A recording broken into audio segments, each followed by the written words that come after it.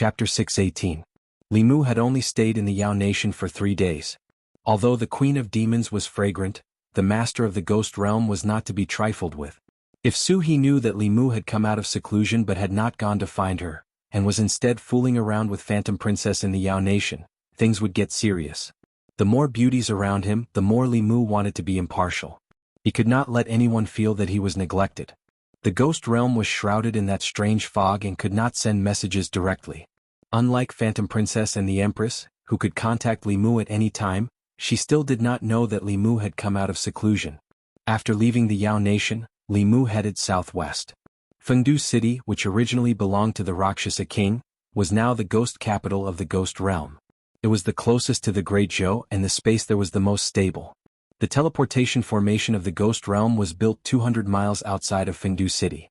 Li Mu had wanted to build it directly in Fengdu City, but the space of the Ghost Realm had been shattered after the ancient war.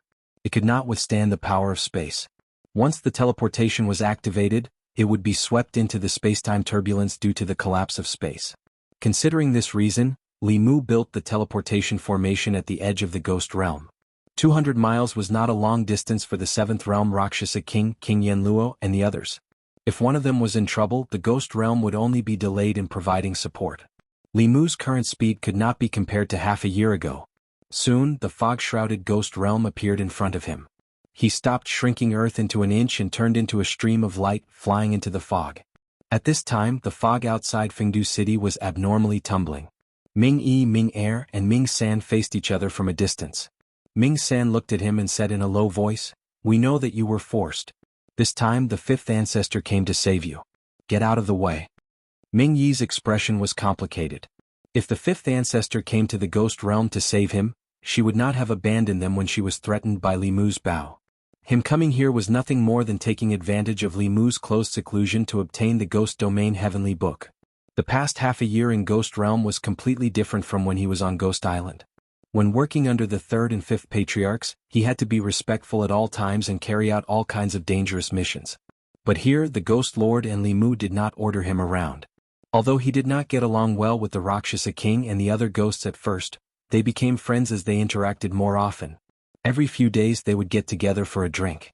He had never had such a leisurely and comfortable experience before. Although he didn't say a word, he stood in front of Ming Er and Ming San and didn't retreat. A soul spear condensed in his hand and he pointed it at the two from afar. Seeing this, Bai asked angrily, "Bai, have you betrayed Glory Sect?" Ming San's expression also darkened. He said, "Don't talk nonsense with him. Capture him and hand him over to the 5th ancestor." As soon as he finished speaking, the two rushed toward Bai. The Yu and Ming elders' cultivations were about the same, so Bai was soon at a disadvantage. At this moment, a cloud of black fog flew over from afar, and Rakshasa King's voice came from the fog. "Old ghost, don't be afraid. I'm here to help you." With Rakshasa King's help, the pressure on Ming Yi decreased, but Yanluo King, Xianxia King, and Azura King were a little flustered. The 5th ancestor of the demonic path came prepared this time. They knew the strength of Fengdu, and there were 6 7th Realm cultivators with them, which was one more than them.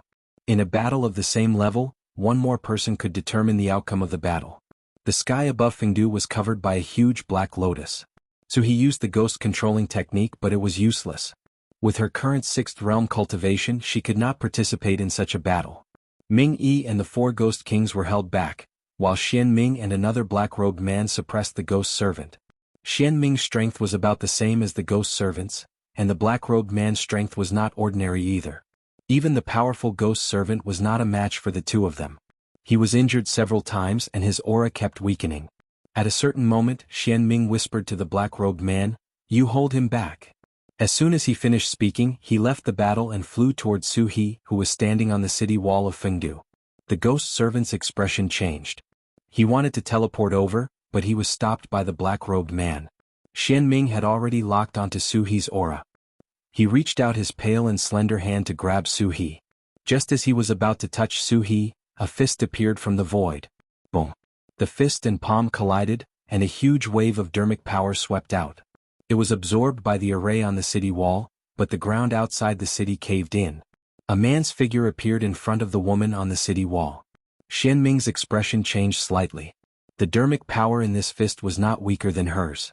Moreover, from the fist just now, she felt that the opponent's physical body was not weaker than hers. Other than corpse cultivators and dragons, she had never met anyone with such a strong physical body. After seeing the person's face clearly, Xianming's expression changed drastically. She retreated quickly, but the person followed closely behind her like a shadow. Li Mu was in seclusion to refine the emperor's qi. This was not a secret in the sage sect. However, Xianming did not expect that he would succeed so quickly. With a level 7 cultivation and that terrifying sun-shooting bow, she was no longer Li Mu's opponent. Facing Li Mu's close approach, her fingernails grew rapidly. Like 10 sharp swords they stabbed toward Li Mu. For corpse cultivators, the most powerful thing was always their bodies. Xianming wanted to fight hand to hand, but Li Mu did not use any supernatural powers. Golden light flashed on his body. Golden light radiated from his arm and met Xianming's fingernails. Then a string of fire burst out in the void. Both of them retreated hundreds of feet. This attack was evenly matched. Li Mu let out a long breath. From now on, the history of him being suppressed by Xianming was gone.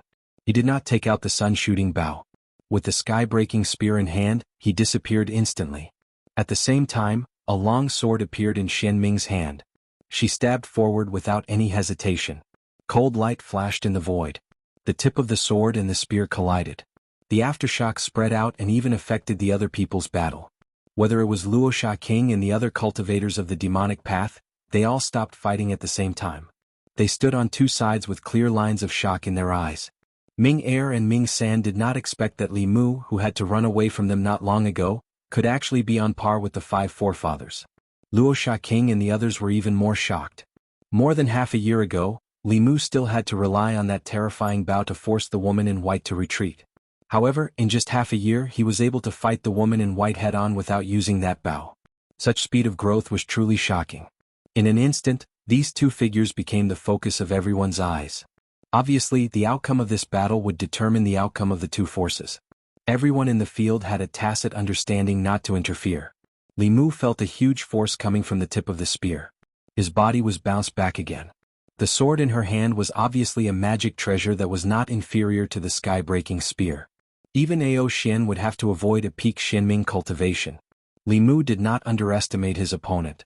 He used the demon-slaying protection incantation and summoning wind and rain at the same time. In an instant the space where Xianming was filled with wind and lightning. The rain was mixed with wind and lightning and it swept towards her. The power of a past magic power executed by a level 7 cultivator was naturally extraordinary. Ming Er, Luoxia King and the others looked at the area from afar and shuddered. This was a magic power that could seriously injure or even kill a level 7 cultivator. In the face of this magic power that even a level 7 cultivator would find difficult to resist, a wave of heat surged out of Xianming's body. The wave of heat swept over, and the rain that fell on her evaporated instantly. The dark clouds above were also affected and dispersed. The wind that blew on her body could only make her hair flutter. Wherever the wave of heat passed, the wandering souls in the surroundings also disappeared instantly. The Azura King and the others who were watching the battle from afar were forced back into Fengdu City. White light flashed outside Li Mu's body. It formed a spherical shield that protected his body. Although this wave of heat could not hurt his body, Li Mu's clothes could not withstand it. If he was not careful, he would be naked with everyone present. In the two short exchanges, neither Li Mu nor Xianming had the upper hand. In a fight between cultivators of the same level, especially those at the peak of their cultivation, it was hard to determine the winner in a short time. There was almost no magic power that could be executed by a level 7 cultivator that could end a cultivator of the same level in an instant. The terrifying thing about the sun-shooting bow was its instantaneous explosive damage. No magic or Dao technique could achieve that. Li Mu and Xianming were hundreds of feet away from each other. They did not attack again. Both of them knew very well that under normal circumstances, neither of them could do anything to the other. They could only keep exhausting each other and gamble on who would be the first to die. Of course, this was only under normal circumstances. When Li Mu extended his hand and retrieved the sky-piercing spear, Xianming's expression changed drastically. He waved his sleeves and swept up the few demon Dao cultivators beside him. His figure gradually faded. "Freeze." At this moment Li Mu said softly. His fading figure paused for a moment and then disappeared. But beside him there were two figures who were left behind. Ming Er and Ming San stood in place stunned. The Azura King, Yenluo King, Rakshasa King, Yaksha King, Guei, and the ghost servant slowly looked at them. Chapter 619. I'll leave these two to you. Senior ghost servant, follow me. After handing Nightmare 2 and Nightmare 3 to Luosha King and the rest, Li Mu waved his sleeves. His and the ghost servant's figures gradually faded and disappeared. Above the West Sea, a white line rapidly headed south. Along the way the seawater evaporated and countless fishes and prawns died. When the aquatic demons felt those powerful auras, they were so frightened that they fled into the deep sea, not daring to show their faces. Wherever the white line passed, a 6th-level flood dragon lay on the bottom of the sea, trembling. After cultivating for close to 100 years, he had never seen such a huge formation. The 5 auras that passed by just now gave him a strong sense of oppression. They were undoubtedly 7th-level powerhouses. Those powerhouses left quickly. Before he could heave a sigh of relief, another 2 powerful auras swept over from behind. This flood dragon did not dare to reveal any of its aura. It waited until the surface of the sea calmed down before it dared to show its head. Looking in the direction where those powerhouses disappeared, its eyes were filled with shock. At this moment, it finally realized that the 2 people who came later seemed to be chasing after the 5 people. 2 7th-level powerhouses chasing after 5 7th-level powerhouses. What was going on? Although he was very curious, he was still afraid of those powerhouses' auras. He did not dare to go closer to watch. Swinging his tail, he swam towards the deep sea. Xian Ming brought a few subordinates and escaped from the ghost realm of the Shen continent to the West Sea. From the West Sea to Yenzhou, she flew all the way to the South Sea. In her 10,000 years of cultivation, she had rarely been in such a sorry state. When Li Mu was at 6th level, he could already hurt her with the sun-shooting bow. Now that he was at 7th level, his dermic powers were 10 times stronger than before. He only needed to shoot an arrow with all his strength to kill her on the spot. 10,000 years of inheritance would be destroyed by one arrow. With the sun-shooting bow in hand, the only one in Sage Sect who could kill Li Mu was the 3rd Elder. But the moment the 3rd Elder stepped out of Ghost Island, he would be stopped by Tianjizi. This was why Li Mu could do whatever he wanted on the mainland. In Yenzhou, on an endless grassland, wherever Xian Ming passed, the vegetation would wither and turn to dust. Her speed was extremely fast, but in the pass she had to pass, there was a ripple in the void and 2 figures appeared. Li Mu's shrinking technique allowed him to cross hundreds of miles easily. In the past, he had been unable to escape the pursuit of the mysterious underworld being. However, the situation was reversed now. The 5 demonic Dao ancestors would not be able to escape his grasp. Li Mu gave the sky-breaking spear to the ghost servant for the time being. He held the sun-shooting bow in his hand. Before he could draw the bow, Xian Ming said in a cold voice, "After shooting the arrow, do you still have the power to resist?" She wasn't exaggerating.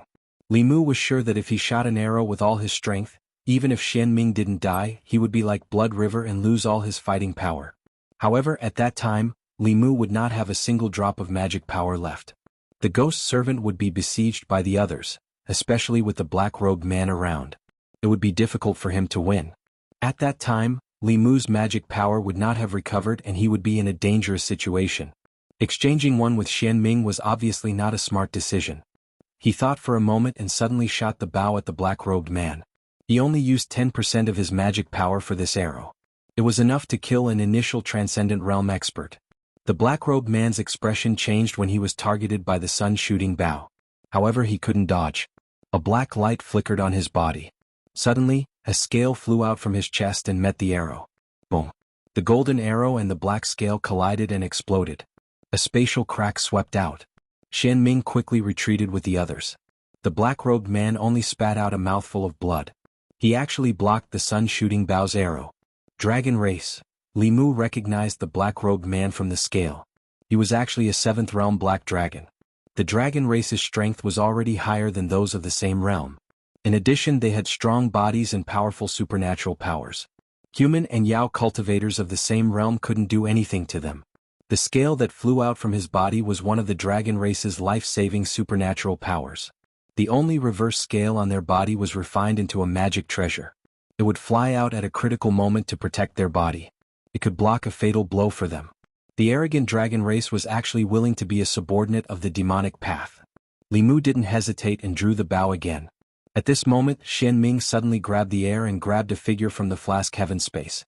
The figure blocked in front of her. She coldly looked at Li Mu and said, "Try shooting another arrow." Seeing Xianming grabbing the shoulder of the white-robed female corpse in front of him, Li Mu's face darkened. He raised the sun-shooting bow and aimed at the sky. An arrow light whizzed by and disappeared in the sky. The female corpse that Xianming used as a threat had the same face as Su He. It was Su He's body under the altar in the Bay of Clearwater. After she risked her life to save Su He, she disappeared alone. Li Mu and Su He never saw her again. Although she was an independent body, she still had an inseparable relationship with Su He. She didn't expect that she would fall into Xianming's hands. Xianming saw Li Mu's reaction and knew that she had made the right bet. He really cared about the spiritual corpse in her hands. In her previous life, she had already made preparations for this life. She had set up altars in countless places to cultivate spirit corpses that would accept her memory inheritance. Although she had only chosen one in the end, those altars had all been left behind. To cultivate the spiritual corpses that were compatible with her, she had sealed a drop of her essence blood in each altar. When Li Mu had forced her out of the ghost domain, she had felt the aura of her essence blood at the border of the ghost domain. Following this aura, she had easily found the spiritual corpse. At first glance, Xianming had guessed the connection between this spiritual corpse and the female ghost by Li Mu's side. She had conveniently taken her away to deal with today's situation. Li Mu held the sun-shooting bow. He could shoot Xianming to death. However, before that, she would destroy the spiritual corpse that Su He had turned into. Xianming looked at Li Mu and said, "Give me all the heavenly scriptures. Otherwise I will kill her." Li Mu looked at her as if she was an idiot and asked, "Do you think it's possible?" Xianming frowned and said, "Give me back the heavenly scriptures you stole from the holy sect." Li Mu shook his head and said, "You can't threaten me." Xianming's sharp fingernails scratched Su He's spiritual corpse's neck, leaving some shallow marks. She said, "Then you should collect her corpse." Li Mu wasn't moved. With an indifferent face he said, "You can do whatever you want. You kill her and I will kill you. It's revenge for her." Xianming frowned. "You don't want to save her?" Li Mu asked back, "Why should I save her?" Xianming said, "She's the one you like. She and that woman have the same origin. They look exactly the same." Li Mu looked at her and said indifferently, "Shallow? The appearance is only the appearance. The inner beauty is the real beauty. If you really like someone, you shouldn't just like her appearance. Besides, I already have one with such an appearance. What's the point of having another one? Is she worth exchanging the heavenly scriptures for?" Although Xianming had cultivated for 10,000 years and had rich experience in fights of magical powers, she knew nothing about the relationship between men and women. The bodies that she inherited the memories from were all adult women. Their memories were erased. After receiving her inheritance, only battles and expansion accompanied them. She thought that the reason why Li Mu would yield was because of the memories about Ao Qing from thousands of years ago. Ao Qing had many companions. Not only were there sisters who looked similar, but there were also female cultivators who had the same origin as Ao Qing. Li Mu's temperament was very similar to Ao Qing's to a large extent. She thought that Li Mu would yield because of this, but she realized that she was wrong. At this moment, Li Mu looked at Xianming and said, "Or you can choose to let her go. I will let you go." There was only Li Mu and the ghost servant. It was not realistic to keep Xianming and these people. It was better to exchange for Su He's spiritual corpse, which could solve one of her worries. Li Mu's words made Xianming sink into contemplation. Apparently, in Li Mu's heart, the heavenly book was more important than the woman's spiritual corpse. And this spiritual corpse was more important than her. If Li Mu didn't care about this spiritual corpse, one arrow could destroy her 10,000 years of effort. At that time, although Xianming's spiritual power would be exhausted, the ghost servant could protect him and retreat safely. Xianming pondered for a while and suddenly pushed Su He's spiritual corpse towards Li Mu. Then he led the few people beside him and fled towards the south. Li Mu couldn't chase after Xianming because Su He's spiritual corpse was unconscious. Her body was burning red. Before Xianming left, he had planted the corpse fire poison in her body. If Li Mu didn't care about her and went to chase after Xianming, she would be burned to ashes by the corpse fire poison from the inside out. She was worthy of being one of the few old monsters who had lived for 10,000 years. She only used this trick to delay Li Mu. Li Mu held the spiritual corpse. Her eyebrows and hair were covered with white frost. Her body was gradually frozen. However, the ice layer close to her body quickly melted into water and then condensed again. Li Mu kept dispersing the corpse fire in her body and said to the ghost servant, "Let's go back first." He held the spiritual corpse and disappeared in a flash. At this time Xianming's face was as cold as ice among the figures who were rushing to the South Sea. Because of Li Mu's appearance, the operation led by her had failed again. Every time she met Li Mu he would become stronger. Now in terms of spiritual power he wasn't weaker than her. With the sun shooting bow, even she had to run away. Unknowingly, Li Mu's threat to the sage sect had surpassed Xuanzong. He had become their biggest enemy. After returning to the Ghost Island, she went straight to the high tower in the center. Not long after, on the high tower of the Ghost Island, the third forefather heard Xianming's words and slowly opened her closed eyes. She said, "Whether it's Xuanzong or Li Mu, don't worry about them. The two senior brothers are about to come out. You should also immediately go into seclusion to increase your cultivation. The curtain is about to open." Xianming's face was filled with joy. Senior brothers have finally come out. The third forefather nodded. Then she looked at the horizon and said in a low voice, "We have waited for 10,000 years for this day. Tianjizi, let's see how you will stop them when the time comes." Soon Xianming flew out of the high tower. She looked at the man in black and said, "Ao Xian's sun shooting bow is in Li Mu's hands. You know what to do, right?" The man in black nodded and said, "I will return to the clan and inform the elders." Chapter 620. Ghost Domain Fengdu. In a quiet room, Li Mu placed his palms on the back of the spirit corpse. The cold air from his palms continuously flowed into her body. Around the two of them were countless fulu. The fulu produced endless cold air and the entire room was covered in a layer of ice. The poison of Xianming's corpse fire was extremely overbearing. Li Mu spent several hours to help her get rid of it. When the last trace of fire poison was removed, the spirit corpse's eyes suddenly opened. Feeling that there was someone behind her, she seemed to have recalled something. Her face quickly became alert.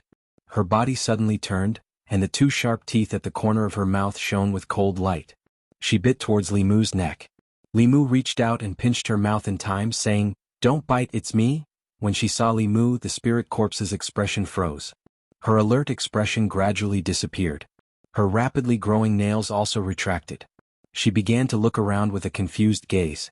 Until she saw Su-He standing at the door of the quiet room, a trace of joy naturally appeared on her face. Li Mu stood up, clapped his hands and left the quiet room. He said to Su-He, "You talk to her." Since the day the spirit corpse was born, she had been in the underground altar. It had only been a few years since she came out. Her intelligence was about the same as a child's. Perhaps only Su-He could communicate with her without hindrance. Li Mu came outside. Ming Er and Ming San had already been captured. Although they were hooting loudly just now, they were now like ostriches with their heads lowered. Before Li Mu came back, Ming Yi had already persuaded them. Before the three elders of Yu and Ming submitted to the demon sect, they were brothers with different surnames. They had been together for dozens of years and knew each other very well. Ming Yi's action saved Li Mu a lot of effort. He ordered the two to hand over their soul blood and then began to think about something. Due to the special geographical environment of the ghost domain, communication and support were extremely inconvenient. This time Li Mu happened to arrive, but the next time might not be so coincidental. After careful consideration, he decided to move Fengdu to the edge of the ghost domain near Great Zhou. In this way, if the mysterious underworld race were to make a comeback, as long as the teleportation formation was activated, everyone would be able to provide support immediately. After waiting for a while, Su-He walked out of the hall with a spirit corpse that looked exactly like her. The spirit corpse followed closely behind her, as if treating her as its backbone. Her spiritual intelligence was no more than 10 years old. There were two identical Su-He's. One was mature and charming, while the other looked somewhat silly and silly. When they walked together, the contrast was huge. Li Mu had asked Su-He about it.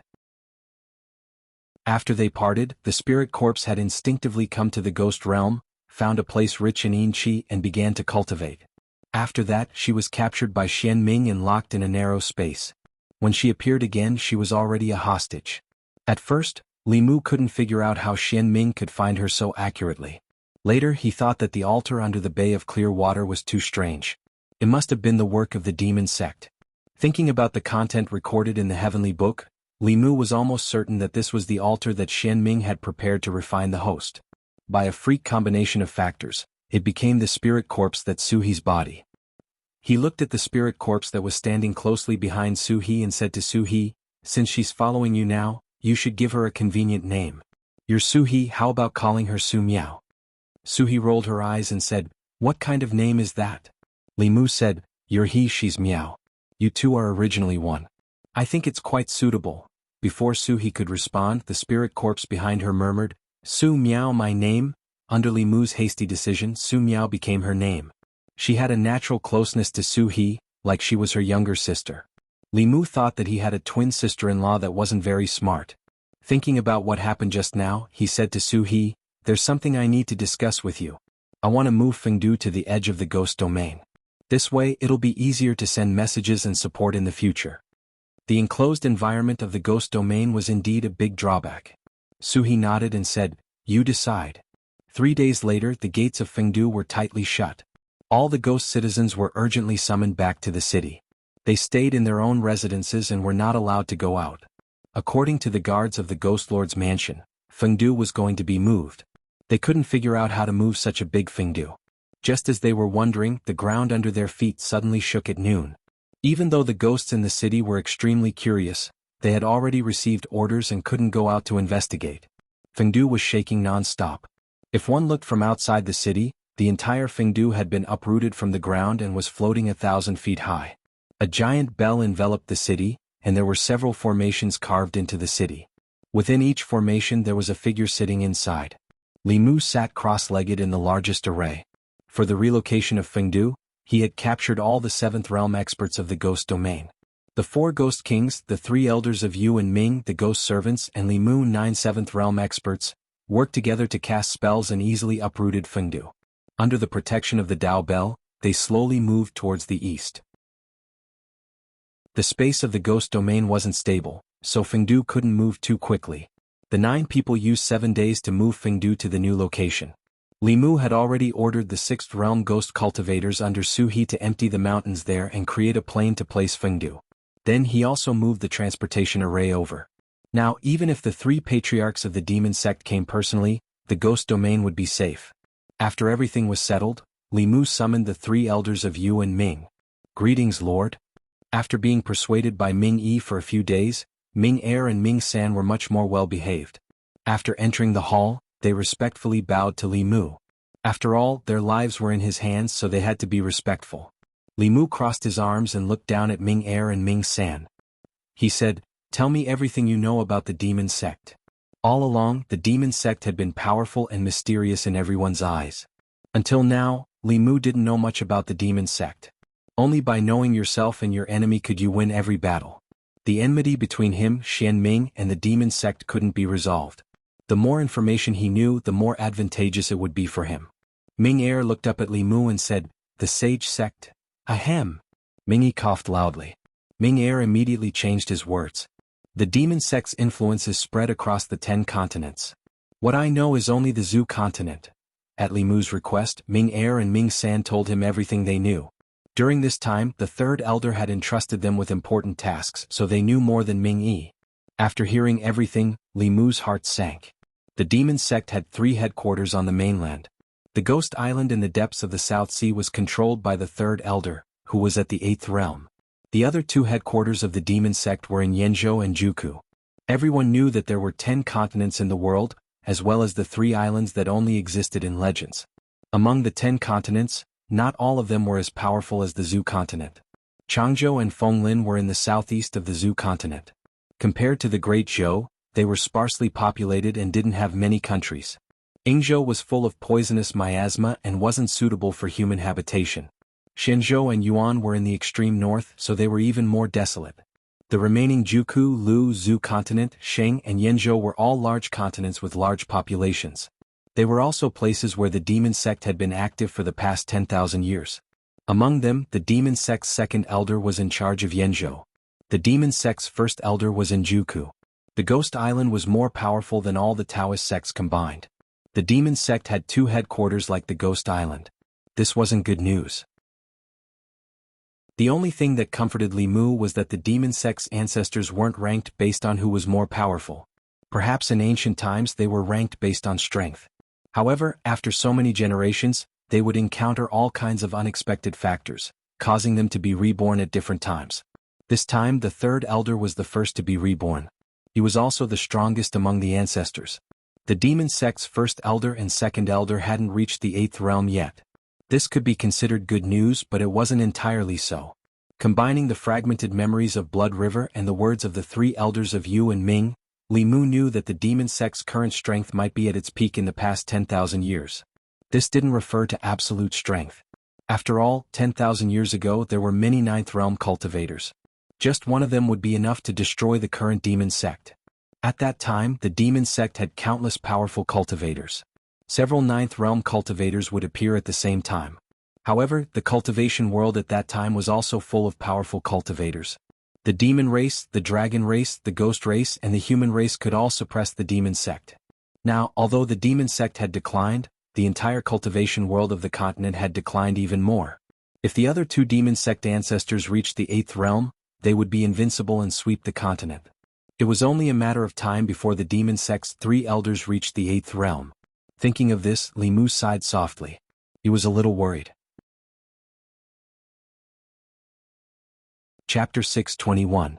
The reality in front of Li Mu was that if 3 8th level cultivators appeared in the demonic path, even if he counted Xuanzong, the righteous path would not be a match for the demonic path. In terms of relative strength, the demonic path was in its best era in the past 10,000 years. Although the speed of his strength increase could be called miraculous, in front of the demonic path, it was far from enough. The Fulu school, the various Taoist sects, and everyone around Li Mu urgently needed to increase their strength. Only then would they have the strength to face the calamity that could befall them at any time. Li Mu unreservedly imparted to Su Miao the supernatural abilities of the corpse cultivator from the demonic path heavenly book. Then he left her a mirror-breaking pill. The ghost realm was very suitable for her cultivation. With Su He's help, she should be able to reach the 6th level in the near future. After discussing with Su He, she also planned to teach some important ghost techniques in the demonic path heavenly book to the 4 ghost kings and Feng Yi. This could not quickly increase their strength, but it could increase their combat strength. When facing enemies of the same level, they would be able to fight 5 against 6 or even 7. At the same time, under the arrangement of the ghost servant, Su He also prepared to go into seclusion to break through. Her method of breaking through was similar to Huan Ji's, but also different. Huan Ji was the same as Li Mu and the Empress. In essence, she broke through by refining the spirit of psychokinesis. Su He had the heavenly book. She was the master of the countless ghosts in the ghost realm. Through the demonic path heavenly book, she could borrow the power of the billions of souls in the ghost realm to break through. In a way, the significance of her advancement was more important than Li Mu's advancement. Becoming a ghost spirit meant that she could control all the ghosts and ghost cultivators in the ghost realm, including the 7th level wandering souls. She would become the true master of the ghost realm. If she wanted to reach the 7th level, she would probably have to go into seclusion for a year and a half. They would not be able to see each other for a long time. Li Mu stayed in the ghost realm to accompany her for a few more days. She had originally thought that they could spend a few days together and take a big step forward in their relationship before she went into seclusion. However, she did not expect that their time together would eventually become a threesome. Su Miao followed Su He like a shadow. Every day she would follow them 24 hours a day. No matter what Li Mu did, she would blink her big eyes and look at them. A few days later, Li Mu finally couldn't take it anymore. He looked at her and said, "Miao Miao, can you go play by yourself and leave me and your sister alone for a while?"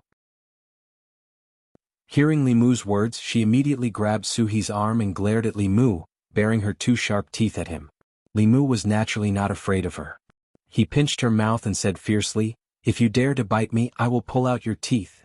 Su Miao obviously knew that Li Mu was not someone she could afford to provoke.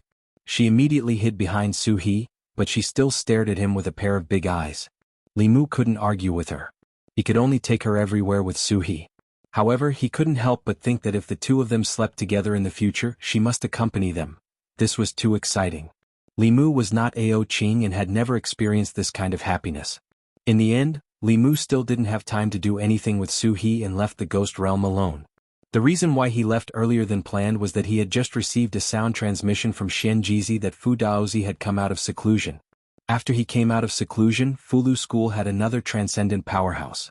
Fu Daozi's breakthrough was definitely not as simple as the addition of the super powerhouses of Fulu School. Whether it was Xianxia, Yuzhenzi, Fulu School, other 7th realm powerhouses of the 6 sects, Li Mu, the Empress or Phantom Princess, their breakthroughs were all with the help of external forces, not relying on their own cultivation. However, Fu Daozi was different. He was obsessed with studying the Fulu Dao. After Li Mu cracked the heavenly book of Fulu school, he went into seclusion for several years and finally comprehended the Fulu Dao and successfully broke through. This was the true transcendent. Even if he had just broken through, his strength was far from what other powerhouses who had advanced for many years could compare to. Bayan Mountain. A stream of light flew in from outside the mountain and landed on the main peak. Li Mu quickly walked into the central Taoist palace and cupped his fists to a radiant old man. He smiled and said, "Congratulations, master." Fu Daozi looked at Li Mu and laughed. Then he patted him on the shoulder and said, "The most worthwhile thing in my life is to have a disciple like you." Then his tone changed and his face darkened. He said, "I already know what happened in the past few years. Xuanzong bullied Fulu school because it was weak. I will avenge you. Come with me to the East Sea and I will seek justice for you." As he spoke, his body naturally emitted a fierce aura. In the main hall, except for Li Mu, even the other two supreme elders and Xianxia felt the pressure double and couldn't help but take 2 steps back. As expected of a transcendent powerhouse who had advanced on his own, Li Mu estimated that Fu Daozi's strength was already above the 7th realm Black Dragon of the Demon Sect. He was only slightly weaker than Shen Ming and the Empress. In the entire Xuanzong, only Tianjizi's strength was above him. However, the gap between their realms was like a heavenly punishment that couldn't be overcome. Li Mu smiled and said, "Master, don't be angry. The grudge with Xuanzong will be settled sooner or later, but not now. Now that the demon sect is closing in step by step, these grudges should be put aside." Fu Daozi slowly withdrew his aura and said, "Disciple, you know the big picture. Xuanzong will remember this debt for the time being." At this time 2 figures walked in from outside the hall. Lu Hanyan and Li Qing walked to Fu Daozi's side and said respectfully, "Greetings, Martial Granduncle." Li Mu introduced them to him. "This is Hanyan. Master, you have seen her before.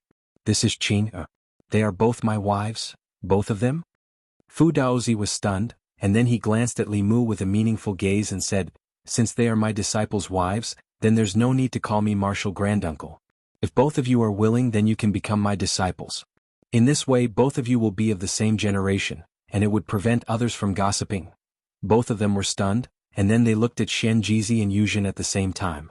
If they became Fu Daozi's disciples, then their former master would become their senior brother and senior sister. Lu Hanyan and Li Qing didn't know if they should agree or not. Meanwhile, Fu Daozi glanced at Xianxia and Yuzhen and then he asked, "What? Both of you have a problem with that?" "No, of course not." Xianxia's expression changed and he immediately said to both of them, "Junior sisters, quickly greet Master." "Greetings, Master." "Greetings, Master." Both of them returned to their senses and immediately knelt on the ground to greet Fu Daozi as their master and disciple. When he walked out of the Dao Palace on the main peak, Li Mu was in an extremely happy mood. "Master is really considerate. My relationship with Lu Hanyan and Li Qing is really a bit messy. Martial uncle and 2 beautiful martial nieces have become Dao companions, and those who don't know the truth would think that I'm some improper senior. Senior brothers and junior sisters were a match made in heaven, and this was a common practice in the various large sections. So, no one would be able to gossip about them in the future." The news that Grand Supreme Elder Fu Daozi had ascended to the 7th realm and had accepted Elder Lu and Elder Li as his disciples quickly spread throughout White Cloud Mountain. With the addition of another expert to the sect, all the elders and disciples of the various peaks were greatly excited. At the same time, Elder Lu and Elder Li, who were originally 3rd-generation disciples, had become 2nd-generation disciples, and this caused quite a bit of heated discussion in the sect. Such a thing was impossible in the past. Obviously, the reason why they could have such privileges was because of martial uncle Ling Jizi. The resources that the 2nd-generation disciples could enjoy and their status in the sect were far from what the 3rd and 4th-generation disciples could compare to. Through this matter, the group of low-level disciples seemed to have found a shortcut to cultivation. If they could become martial uncle Ling Jizi's Dao companions, wouldn't they be able to become 2nd-generation disciples and not have to worry about their cultivation in the future? Therefore, in the next few days, the male disciples of Fulu school were surprised to find that some of the female disciples in the sect had changed from their usual plain and simple appearance. They were all dressed up gorgeously, and their clothes were also extremely gorgeous. They were flying around aimlessly between the various peaks. Li Mu was completely unaware of this. He was in seclusion on White Cloud Mountain to comprehend a divine ability. At a certain moment, Li Mu, who was in seclusion, suddenly opened his eyes. At the same time, Dark clouds gathered in the sky above White Cloud Mountain. Then a rolling voice came from the clouds. "Li Mu, you brat, return the treasure of my dragon clan." Chapter 622. Dark clouds covered the sky above White Cloud Mountain. Lightning snakes danced in the clouds, and a few black shadows could be vaguely seen shuttling back and forth. Li Mu left the cave abode and flew into the sky as soon as he heard the voice. At the same time, several figures also rose into the sky from the various peaks.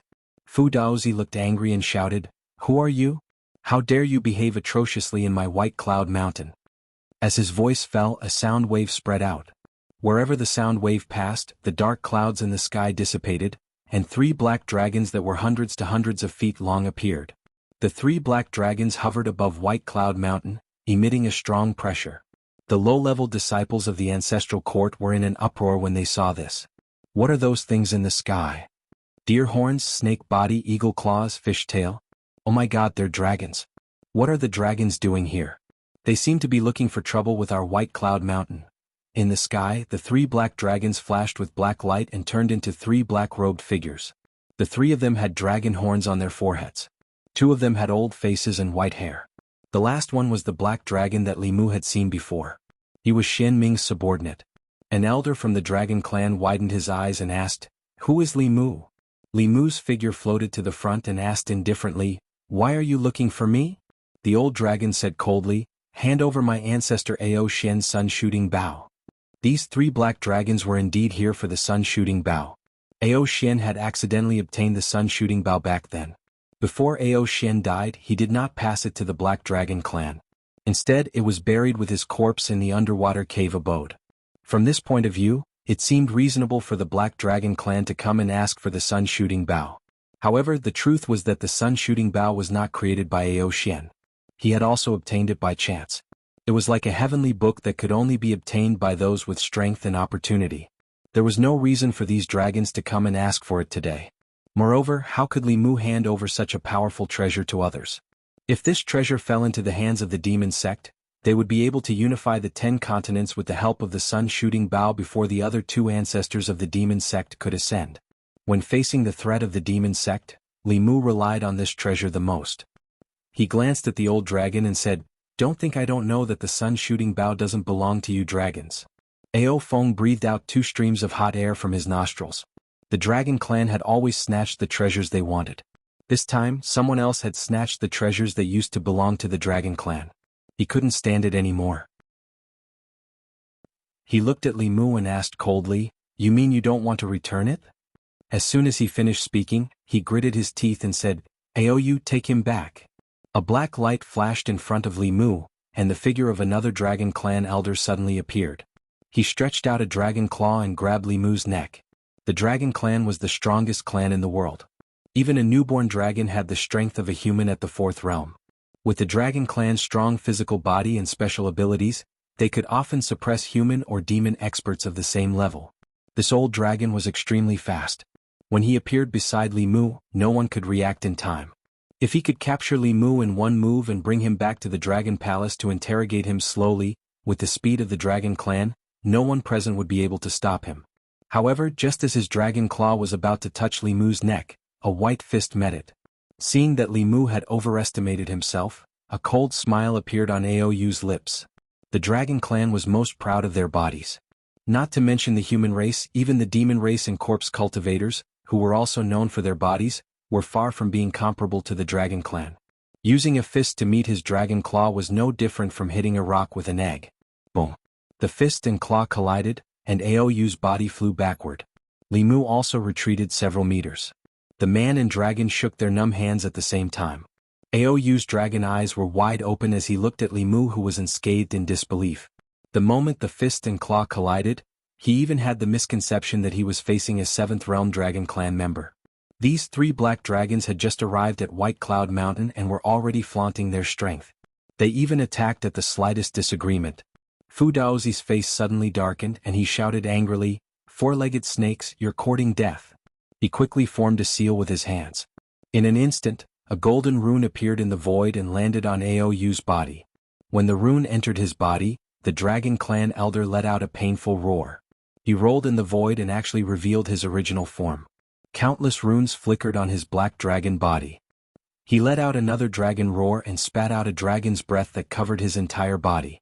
Only then did the rune gradually disappear. At this moment, Fu Daozi had already closed in. He condensed a rune in the void again. This time, the rune turned into a blue ice dragon and bit the black dragon's body. Aoyu had lived for more than 100 years, but it was the first time she had seen such a divine ability. For a moment she didn't know how to deal with it. When the other dragon clan elder saw this, he wanted to step forward to help, but a green light suddenly appeared in his eyes. He stretched out his arms that were covered in black scales and blocked in a panic. He was pushed back 300 meters. When he saw the green light clearly, his expression changed drastically again. He said in shock, "Sky-splitting spear, damn it, you even stole the Dragon King's weapon." After he recovered from his shock, 2 enormous hammers appeared in his hands, and he smashed them fiercely at Li Mu. Li Mu raised his spear to block, but both of them were blasted flying. The strength of these 2 old dragons was extraordinary, and they were obviously stronger than most of the 7th-level experts that Li Mu had seen. If it wasn't for Fu Daozi's advancement, then besides him, no one in F-Lu School would be a match for them. Li Mu and Ao Feng were locked in battle. On the other side, Fu Daozi and Aoyu were in a stalemate as well. At this moment, the 2 old dragons were slightly regretful in their hearts. The 3 of them were able to fight 2 human cultivators at the same time. They originally thought that victory was in the bag, but they never expected that just 2 random people from F-Lu School would be able to fight them to a draw. If they knew this would happen, they would have brought more clansmen over. Their current manpower was clearly insufficient. Retreat. When he noticed that he'd started to fall into a disadvantageous position in the battle against Li Mu, Ao Feng roared decisively, and then fled towards the horizon. When Aoyu heard this, she broke free from Fu Daozi's grasp and fled quickly like a black bolt of lightning. As for the black dragon under Xian Ming, it had already fled as soon as Ao Feng's voice fell. The 3 dragons came quickly and left even faster. Only the disciples of F-Lu School on the mountain were left looking at each other in dismay. Are they really dragons? The dragons don't seem to be as powerful as the legends say. Dull and tasteless. After returning to the main peak, Fu Daozi said coldly, "The next time they dare to behave atrociously in my White Cloud Mountain, I'll pull out their dragon tendons, peel off their dragon skin, and use their dragon blood as talisman liquid." Li Mu didn't speak. It was very obvious that this was the demonic path's attempt to sow discord. Although the dragon race wasn't flourishing, there were many experts. Stirring up conflict between the dragon race and Li Mu was the most beneficial to the demonic path. The appearance of these black dragons reminded Li Mu that he could also find a strong ally in the fight against the demonic path. The Demon Nation, Ghost Realm, Buddhist sect, and Tao sect were almost united by Li Mu. Only the dragon race appeared and disappeared mysteriously. Apart from Xianxia, Li Mu couldn't even see the other dragons, let alone form an alliance. He didn't know if he could form an alliance with the South Sea dragon race through Xianxia, and then use the relationship between Xianxia and Xianxia to rope in the East Sea dragon race. But what should he do specifically? Li Mu thought carefully, trying to find some experience from his past experiences. When he formed an alliance with the Demon Nation, he and the Queen of 10,000 Demons were together. When he formed an alliance with the Ghost Realm, he and the Lord of the Ghost Realm were together. Li Mu thought carefully and felt that this matter should be considered at length. Chapter 623. At the bottom of the North Sea, thousands of miles away from White Cloud Mountain. Ao Feng looked coldly at the black dragon and said angrily, "Ao Wu, that Li Mu's cultivation is no weaker than ours. Why didn't you tell us that there was such a powerful cultivator in the F-Lu School? If they had known, they would not have been in such a sorry state today." The black dragon said helplessly, "Great Elder, please calm down. After I found out that the sun-shooting bow was in Li Mu's hands, I immediately returned to the clan to report. I didn't know that his cultivation was so strong, and I didn't know that there was another powerful cultivator in the F-Lu School who was no weaker than the 2 elders." Of course, he knew that Li Mu's cultivation was no weaker than the 2 elders. The reason he had deliberately concealed it was because of the 5th Patriarch's instructions.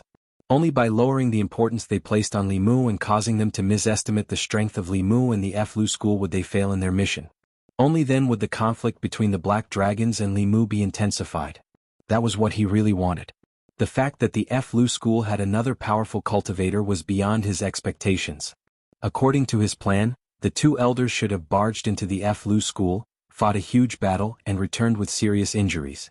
From then on, the Black Dragons and the Lu school would have an irreconcilable feud.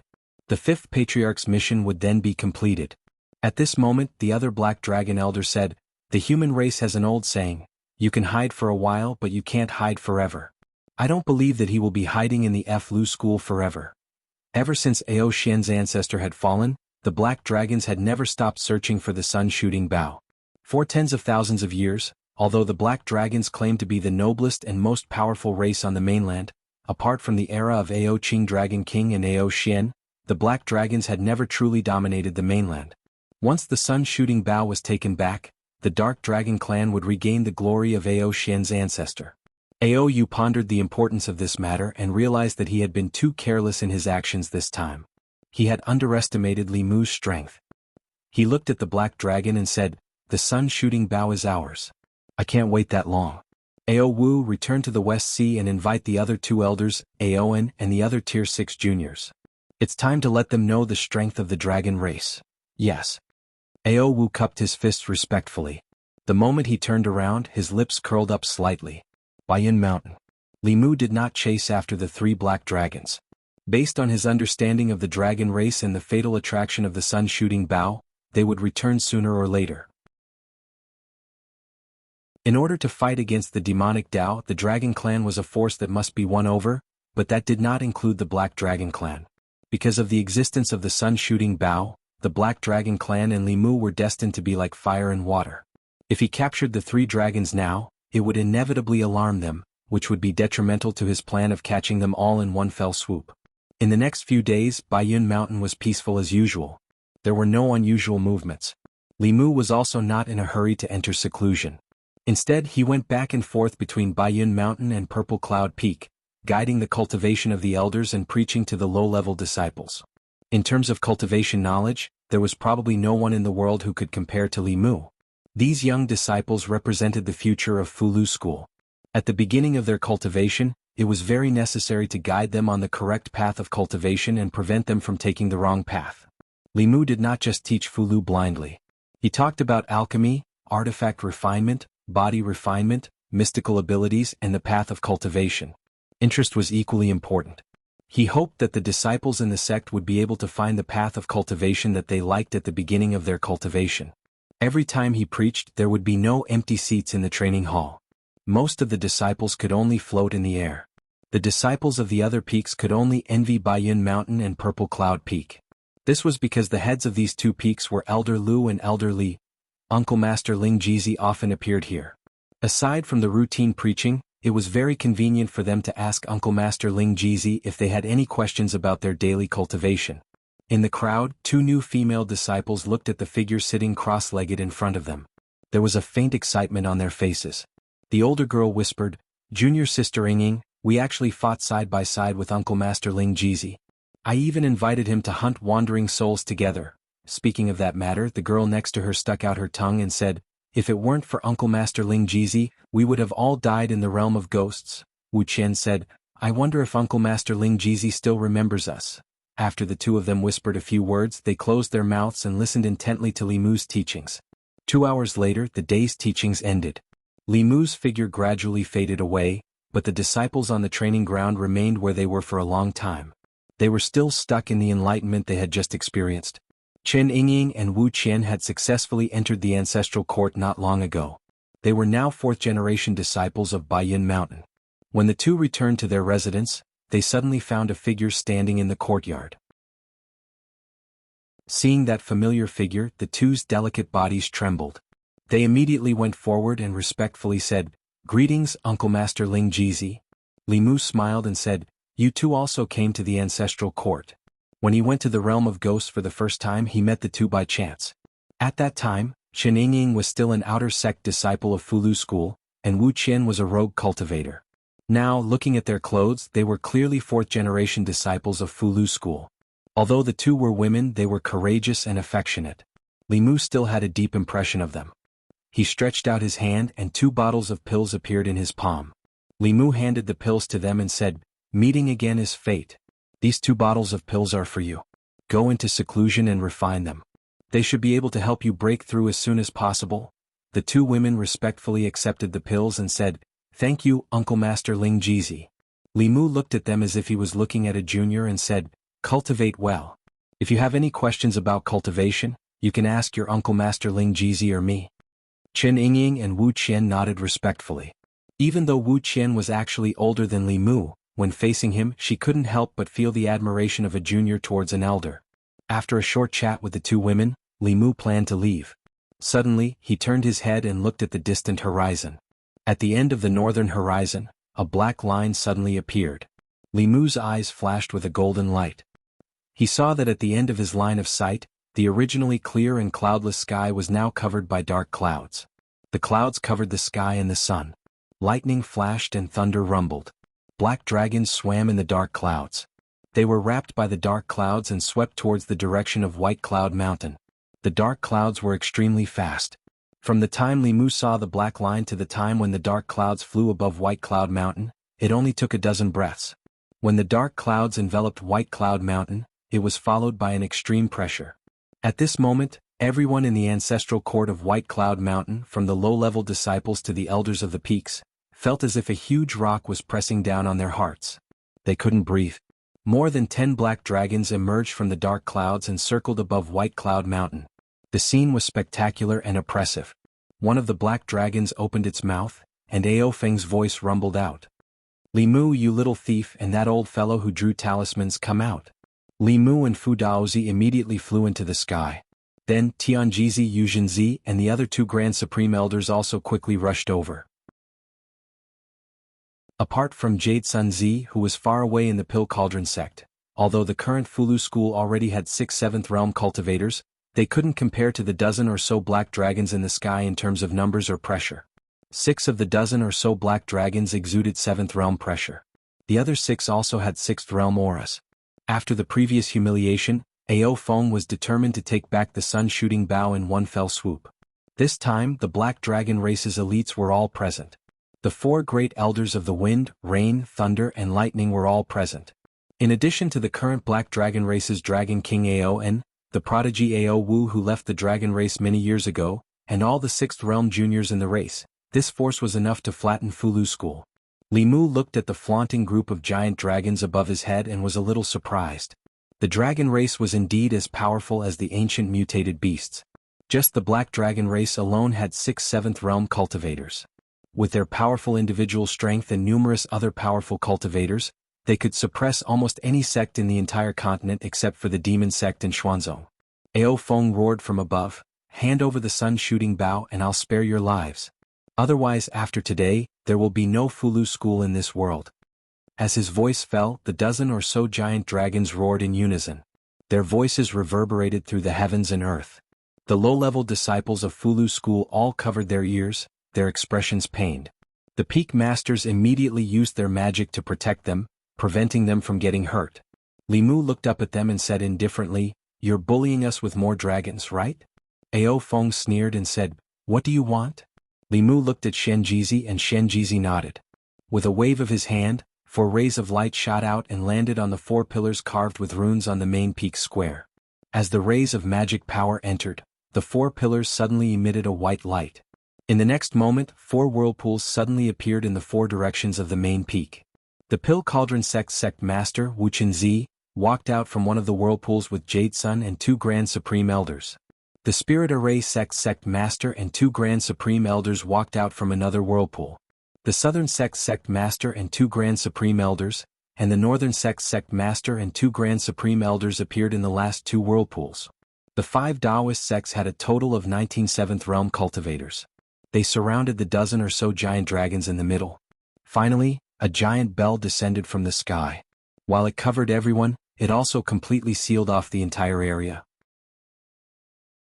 Looking at the Black Dragon race that was completely stunned, Li Mu said indifferently, "Do you think that you're the only ones who know how to bully with numbers?" Chapter 624. Li Mu guessed that the Black Dragon race wouldn't give up. He had been waiting for this moment for a long time. White Cloud Mountain's long-distance teleportation array was originally built to guard against the Demon Dao. At this moment it came in handy. They didn't even need to activate all of them. Just the 5 Daoist sects were enough to capture all of them. In a battle of this level, those 6th realm black dragons were of no use. They could be ignored. The ones that were slightly more troublesome were the few level 7 black dragons. Among them, the 3 dragons that came to White Cloud Mountain last time were the strongest. The 3 extra dragons were only equivalent to the transcendent initial realm. Even if the dragon race had a natural advantage, the 5 sects experts were more than enough to deal with them. Without giving the black dragon race any time to react, the 5 sects supreme elders and sect masters attacked at the same time. In front of them, those 6th realm black dragons couldn't even withstand a single blow. 7 black dragons were immediately captured. Their cultivation was sealed, and they were casually thrown to the side of the mountain.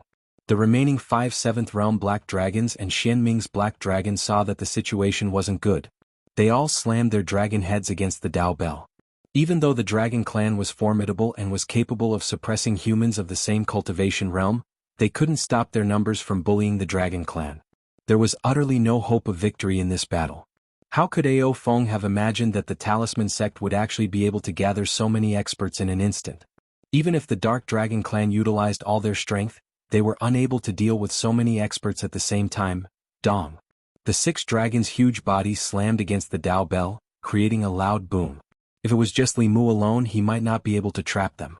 However, more than 10 7th realm experts from the 5 sects were currently inside the Dao Bell. Everyone's magic power was added to the Dao Bell. Even if the Demon Dao's 3 ancestors were trapped, they wouldn't be able to escape easily. Talisman Daozi's hands flickered with runes. He sneered, "You dare to come back?" As soon as he finished speaking, his figure disappeared. When he reappeared, he was already on Ao Feng. Talisman Daozi held the dragon horns with both hands. Talisman Daozi's palms surged into the dragon's body. Ao Feng's body rolled and couldn't break free. Li Mu was even more decisive. He took out the sun-shooting bow and shot an arrow. A black light flickered in front of Ao Feng's chest. The reverse scale that he had refined for many years blocked the fatal arrow. However, he also lost his only trump card. Li Mu used 20% of his dermic powers for this arrow. Whoosh, whoosh, whoosh, whoosh. Li Mu shot 5 arrows in a row, exhausting all the magic power in his body.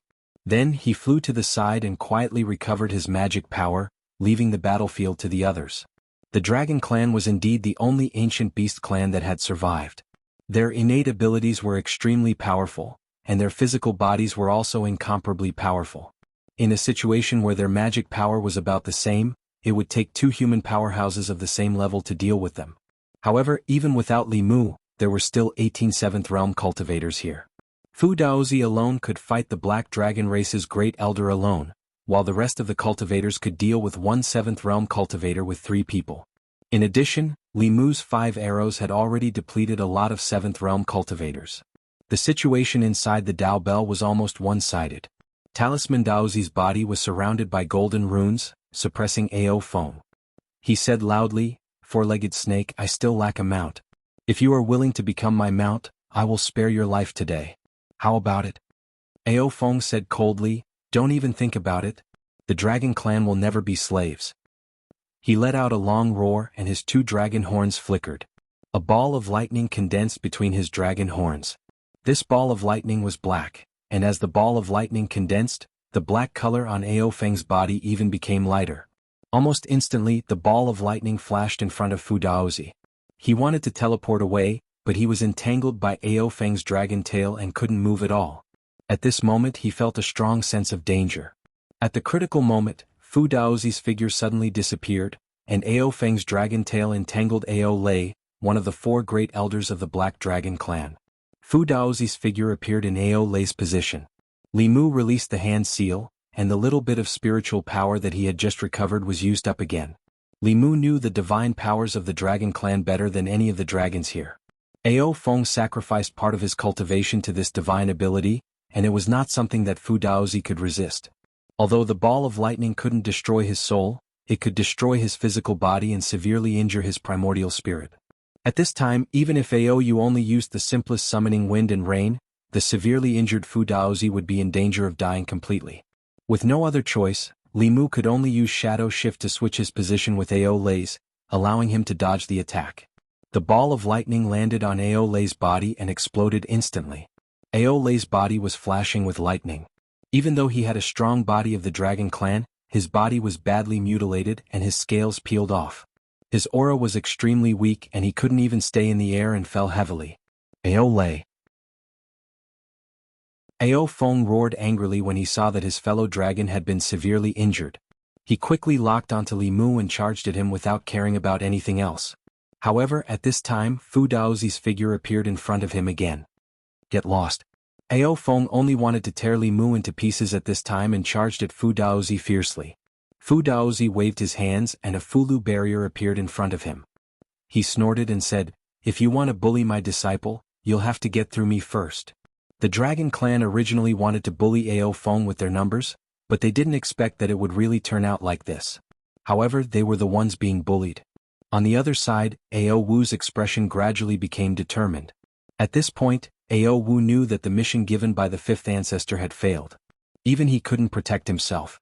If he fell into Li Mu's hands, his fate was predictable. Looking at Li Mu, who was not far away, a trace of fierceness appeared in his eyes.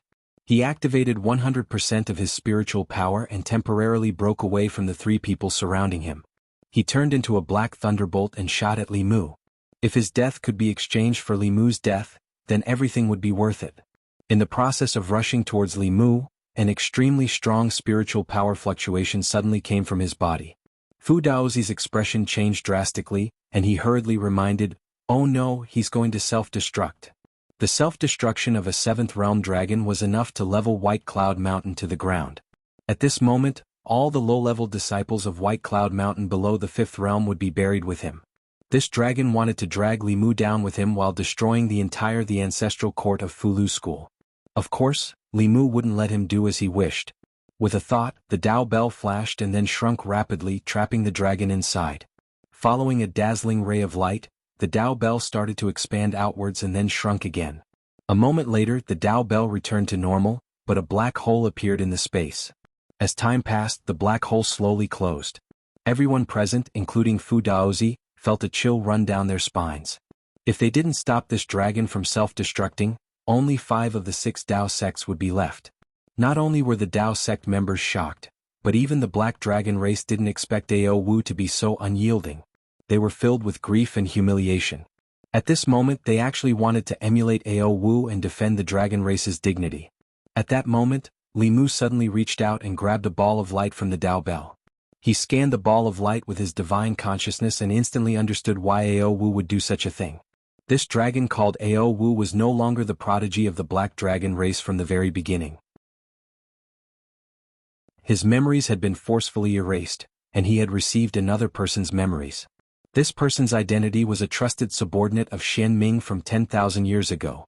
Back then, not only did the Demon Dao ancestors inherit their memories, but also their own trusted subordinates. He was under Xian Ming's orders to sow discord between the Black Dragon race and Li Mu. As the strongest dragon race in the 4 seas, becoming enemies with the Black Dragon race was almost equivalent to provoking another Xuanzhou. However, even Xian Ming didn't know that the method Li Mu had originally prepared for them had coincidentally been used here. He waved his hand and threw that ball of light to Ao Feng. "A bunch of stupid dragons. Take a look for yourselves." When he saw that ball of light, Ao Feng felt that something was amiss. At this moment, he scanned the ball of light with his divine consciousness. Scenes of Ao Wu's memories flashed before his eyes. These memories didn't belong to Black Dragon Ao Wu at all. They belonged to an old monster whose memories had been passed down for 10,000 years. He had taken over Ao Wu's body and even instigated a war between the Black Dragon race and the Fulu School. He was the main culprit behind the current situation. After Ao Feng finished reading, he was shocked and furious. He immediately shouted, "Everyone stop." As soon as he said that, the other 3 black dragons transformed into their human forms and flew to his side. The powerful cultivators of the 5 sects also stopped for the time being. There was no way they could get the sun-shooting bow back. The most important thing now was how the Black Dragon race could save themselves. Although he was also in the wrong, Ao Feng could only push all the blame onto the dead Ao Wu. He looked at Li Mu awkwardly and said, "It's a misunderstanding. It's all a misunderstanding. We have all fallen into the demon's trap." Li Mu sneered and said, "Your entire Black Dragon race has bullied the Fulu School. Do you think you can just say that it's a misunderstanding?" Ao Feng hurriedly said, "It's all our fault. We are willing to pay some compensation. Li Mu's expression softened. Then he said, speaking of compensation, I have to settle it with you properly. If you didn't come to White Cloud Mountain, we didn't have to activate the teleportation formation. You have to compensate us 10 times the amount of spirit jades we used to come and go. Ao Feng immediately nodded and said, it's only right. Li Mu continued, fellow Taoists and seniors from the other sects put down their sect matters and teleported here from afar. You have to compensate for the travel expenses and lost time. Although he didn't know what the travel expenses and lost time meant, Ao Feng could only nod in order to thank the Black Dragon race. That's fine too. Li Mu continued, your Black Dragon race attacked our White Cloud Mountain with great fanfare and left a huge psychological scar on our disciples. This debt can't be settled with just spirit jades. Ao Feng had a bad premonition. He asked, then what do you want us to do? Li Mu looked at him and said calmly, it's very simple. Your Black Dragon race will listen to our orders from now on as atonement. After 10 years you will be set free. Ao Feng said decisively, that's impossible. The dragon race will never be slaves. Of course, it wasn't that the dragon race would never be slaves. It was either that they weren't given enough or that they weren't threatened enough. Xianxia was an example. Li Mu shrugged and said indifferently, of course you can also refuse. I don't mind refining all of you into dragon corpses. I have a group of friends who are very willing to do such a thing. Chapter 625. The Dragon Clan had always thought of themselves as the noblest clan in the world. Their clan's magical powers were incomparably powerful. Even a newborn dragon could fight with its breath, and its strength was comparable to a fourth-realm demon. Whether it was humans, demons, or other plant spirits, they were all inferior creatures in their eyes. How could the proud Dragon Clan listen to the orders of inferior creatures? Any dragon would find it difficult to accept such humiliation. But if they did not accept it, the Black Dragon Clan would be exterminated today. When the human in front of him said that he would refine them into dragon corpses, his expression did not change. His eyes even had some eagerness to try. This gaze made Ao Feng feel an extreme chill from the bottom of his heart. His intuition told him that the person in front of him could really do such a cruel thing. The Black Dragon Clan had existed for so long. Including the newborn dragons and the old dragons that were about to die, there were only a few dozen of them. In order to take back the sun-shooting bow, he had mobilized the entire clan's powerhouses. If all of them died here, leaving only the old and weak in the clan, the Black Dragon Clan would not be far from extinction. He finally sighed helplessly in his heart and asked Li Mu, 10 years? Li Mu nodded and confirmed, 10 years. The current situation of the continent was changing rapidly. Many things could happen in 10 years. The strength of these black dragons could not be underestimated. 10 years was 10 years. What happened after 10 years could be dealt with in 10 years. Ao Feng looked at his fellow clan members who were also humiliated and helpless. He gritted his teeth and said, let's make a heavenly contract first. A heavenly contract was similar to a Tao oath. It was made with the blood of both parties and heaven and earth as witnesses. If there was a violation, heaven and earth would destroy the oath. Heaven and earth had their own set of trajectories. What people did, heaven was watching. All the cultivation clans in the world had to follow the Tao of heaven and earth. Li Mu and Ao Feng used their blood to write the contents of the oath in the void. After chanting the incantation of the heavenly oath, the words of the oath gradually disappeared. Li Mu clapped his hands and said, the contract has been made. It's time to talk about compensation. He pointed at the huge stone pillars engraved with runes around the main peak and said, do you see those stone pillars? That's the super long-distance transmission formation. Every time it's activated, it costs 1,000 upper-grade spiritual jades. 10 times the compensation would be 10,000, and a round trip would be 20,000. 4 stone pillars would be 80,000. Plus the travel expenses of the seniors of the various sects and the loss of time, it would be 100,000. Do you want to pay now or in installments? Ao Feng widened his dragon eyes and asked, how? How many? Li Mu cleared his throat and said, 100,000 upper-grade spiritual jades, not one more, not one less. The expression on Ao Feng's face was beyond shocked. That was 100,000 upper-grade spiritual jades, not middle-grade spiritual jades, not low-grade spiritual jades, and not even stones. What kind of teleportation array would consume so many spiritual jades? Extortion. This was blatant extortion. Li Mu knew what he was thinking. He was indeed extorting them, but they had finally met the biggest spendthrift in the 10 continents. How could they let him go so easily? The Dragon Clan was the most greedy and the most stingy clan. Li Mu often heard from Xianxia that the elders of the clan slept on mountains piled with spiritual jades. The Black Dragon Clan was definitely wealthier than the 5 factions combined. Ao Feng's face was gloomy. This person was obviously taking advantage of the situation. However, he had no choice but to lower his head. 100,000 upper-grade spiritual jades was an unimaginable number for others. Although he would feel the pinch, it was not to the extent of hurting him. He gritted his teeth and squeezed out a few words. 100,000 it is. However, I don't have so many spiritual jades with me. I have to go back to the West Sea Dragon Palace to get them. Li Mu's eyes lit up and said, "All right, I will go back with you. At the same time, I will calculate the compensation for my White Cloud Mountain disciples' psychological damage." When Ao Feng saw the light in Li Mu's eyes, he suddenly had an extremely bad premonition. He regretted going to the West Sea Dragon Palace in advance. He hurriedly said, "No need, I will go back alone." Li Mu smiled and said, "Don't stand on ceremony. I have never been to the Dragon Palace before. I will go and broaden my horizons." Ao Feng shook his head and said, "There is really no need." Li Mu smiled and said, Of course. The various clans of humans and demons occupied the 10 continents. The vast oceans were occupied by the Dragon Clan of the 4 Seas. The Dragon Clan was not a unified clan. The Dragon Clan of the 4 Seas was divided into the Black Dragon Clan, Silver Dragon Clan, White Dragon Clan, and Azure Dragon Clan. Among them, the Black Dragon Clan occupied the West Sea, while the North Sea was the territory of the Silver Dragon Clan.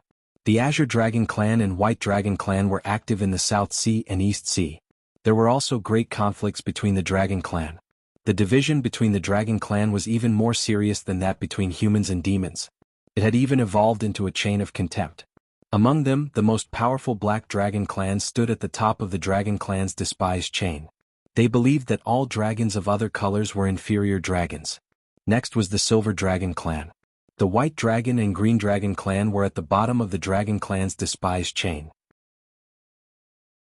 Li Mu had seen this in Ao Qing's diary. 10,000 years ago, the Dragon Clan's racial discrimination existed. Therefore, it was even more precious for him to become the king of the Dragon Clan as an Azure Dragon. Legends about him had been passed down in the Dragon Clan for 10,000 years. Although Li Mu felt that this discrimination was not right, he was also glad that it existed. The Dragon Clan's individual strength was extremely strong, but there were too few of them. There were billions of humans and over 100 million demons on the continent. However, the Dragon Clan of the 4 Seas only added up to a little over 100. They were born at the middle stage. Their bodies were strong, their abilities were heaven-defying, and their cultivation speed was fast. Their only weakness was that it was extremely difficult for them to reproduce. Even so, the Black Dragon Clan's strength was comparable to the 2 Taoist sections. If the Dragon Clan of the 4 Seas did not have the racial discrimination engraved in their blood, they would unite into a unified Dragon Clan. If another 8th realm expert appeared in the Dragon Clan, the ruler of the continent would undoubtedly be the Dragon Clan. In today's world, there were not many people like Li Mu who knew the origin of the Dragon Clan. Like the ancient beasts, they were once the enemies of the human clan. In terms of life form, they were superior to humans and demons. They were the only ancient beasts that were still alive on the continent. Although Ao Feng was unwilling, he still brought Li Mu to the West Sea. As for his other clansmen, they were all left at White Cloud Mountain. As dragon corpses, he could not play any tricks. At the bottom of the West Sea, Ao Feng turned into his dragon form and swam into the deep sea without a word. Seeing Li Mu following beside him, his huge dragon eyes flashed with surprise. He gradually increased his speed. Gradually, he was shocked to find that even if he used all his speed, he could not pull away from Li Mu. From the beginning to the end, Li Mu was following beside him at a steady pace. The bottom of the sea was the territory of the Dragon Clan. The cultivation of humans would be suppressed, but the speed and strength of the Dragon Clan would be greatly increased. However, after this person entered the sea, his speed became even faster and the aura he emitted became even more dangerous. Sometimes, Ao Feng even wondered which one of them was the real Dragon Clan. The more secrets this person had, the more Ao Feng was afraid of him. He did not dare to test him anymore. Soon he brought him to a palace made of coral. The aura of the Dragon Clan was emitted from every palace. Li Mu scanned with his divine consciousness and found that these Dragon Clan cultivations were all below the 6th realm. They were either young dragons or old dragons with the aura of death around them. From this, it seemed that there were less than 40 black dragons. When the old dragons died, this number would decrease even more. Greetings, Elder Feng. Sensing Ao Feng's aura, a few black dragons flew out of the dragon palace and bowed to Ao Feng. Ao Feng nodded and brought Li Mu to the largest dragon palace in the deepest part of the dragon palace. Mountains of spiritual jade were piled on top of a palace that stretched as far as the eye could see. At the foot of the mountain, all kinds of precious spiritual herbs, ores and dharma artifacts were scattered around. Even Li Mu, who was used to seeing big scenes, was shocked speechless by this scene. Compared to the Black Dragon clan, the Fulu school was like a beggar. Standing in front of the undulating spiritual jade mountains, Li Mu's breathing became heavier.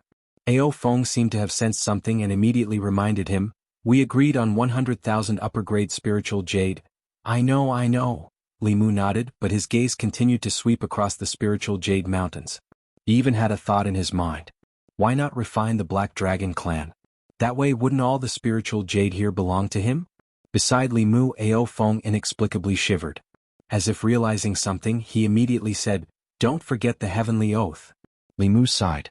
He was not a demon after all, so he could not do such a thing. He looked at Ao Feng and said calmly, "Your Black Dragon clan gathered all the powerful cultivators of your clan to barge into my White Cloud Mountain. This caused great psychological trauma and mental damage to the disciples of my sect. You messed up their Tao hearts and affected their future cultivation, thus affecting the future development of our sect. We should settle this score."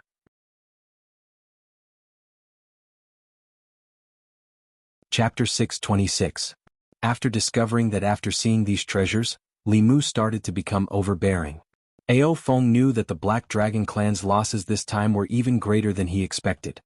He pointed at a mountain made of spiritual jade and said, "These spiritual jades are my clan's apology to your disciple." Li Mu looked at the mountain of spiritual jade and hesitated for a long time. In the end he nodded. Ao Feng was still very generous. If he still didn't agree, it would be blatant extortion. As a righteous clan, how could he do such an unrighteous thing? After accepting the huge compensation from the Dark Dragon clan, Li Mu left the Crystal Palace. When he walked out of the door, he looked back longingly. Ao Feng reacted quickly and immediately closed the door. He extended his hand and said, "Please?" Although he was unwilling, Ao Feng still entertained Li Mu in the West Sea Dragon Palace. The seafood feast filled the entire table. It was quite sumptuous. Because the Dark Dragon clan's powerhouses other than Ao Feng were all detained in the Fulu school, the West Sea Dragon Palace was filled with young and old dragons. The Dark Dragon clan's cultivation talent was extremely high. Most of them could be called cultivation geniuses, but there were also some dragons with average talent. The dozen or so old dragons present were only at the 5th level. They were born at the 4th level and still hadn't broken through to the 6th level. Even if they could break through to the next level in the next few years, they would soon die from the exhaustion of their lifespan. Looking at these lifeless old dragons, Li Mu suddenly had an idea. He put down his chopsticks and asked an old dragon beside him in a seemingly casual manner, "Senior Dragon, how old are you this year?" Elder Ao Feng didn't introduce this human, but to be able to be brought to the Dragon Palace personally and set up a banquet, he must be a friend of the Dark Dragon clan. Thus, the dragons present were more polite to Li Mu. The old dragon's body was surrounded by an aura of death. When he heard Li Mu's question, sadness appeared in his cloudy eyes. He said, "I'm ashamed. In another 2 years I'll have lived for 2 years. The lifespan of a 5th realm dragon was only 260 years. In other words, this old dragon only had 2 years to live." Li Mu stretched out his hand. With a flash of white light, a Fulu appeared in his palm. He looked at the old dragon and said, "This is a heavenly secret talisman. It can increase one's lifespan by 10 years. I originally prepared this talisman for myself, but it seems that you need it more than I do. If you are willing, I can sell it to you." Li Mu actually had quite a few heavenly secret talismans in his possession. At that time he had not obtained the method to extend his lifespan from the demonic Tao, so he could only refine a few more heavenly secret talismans with the Empress in case he needed them. Later he learned the Great Sky-Stealing Array from the demonic Tao Heavenly Book. Although it consumed a lot of energy, it was several times more effective than the heavenly secret talisman. Thus, the heavenly secret talisman in his possession became useless. In line with the principle of making the best use of everything and not wasting it if possible, Li Mu planned to sell them to the dragons. Although it was impossible for these dragons with no natural talent to break through from the 5th realm to the 7th realm even if they had 10 more years of lifespan, who would refuse to live for 10 more years? As for why he did not use the sky-stealing array to help them, firstly, Li Mu needed to deal with the heavenly secret talismans in his hands. Secondly, what kind of status did the dragons have? They were the descendants of ancient beasts. They were obviously a higher-level life form than humans and demonic beasts. Under normal circumstances, they were already on the verge of ruling the world. If they were given another 60 years of lifespan, perhaps after 60 years, even if the demonic Tao and the righteous Tao joined forces, they would still be suppressed by them. Hearing that this Fulu could increase their lifespan by 10 years, the old dragons present all looked at Li Mu at the same time. Their dragon eyes shone brightly. How much is this Fulu? Do you have any more? I'll buy one. I'll buy one too. After Li Mu took out the heavenly secret talisman, the surrounding atmosphere suddenly changed. The old dragons who were nearing the end of their lifespan surrounded Li Mu, looking at him as if they were looking at a peerless treasure. Then they all looked at Ao Feng in unison. 10 years was not a short time. Even if it was not enough to break through, they could still enjoy 10 more years in this world. They did not care about the price of this Fulu. Even if they had collected many treasures in their lifetime, they could not take them away after death. Wouldn't it be better to exchange it for 10 more years of lifespan? The savings of ordinary dragons were limited. The commonwealth of the Black Dragon clan was in the hands of the Council of Elders. Faced with the expectant gazes of his clansmen, Ao Feng could not refuse. The number of dragons was low to begin with. 4,000 of years, the rate of reproduction of his clansmen could not keep up with the rate of death. Any one of his clansmen was very important to the Dragon clan. Even though he knew that Li Mu was after the treasures of the Dragon clan, he had no other choice. Spiritual jades were just numbers to him. They could not compare to the lives of his clansmen.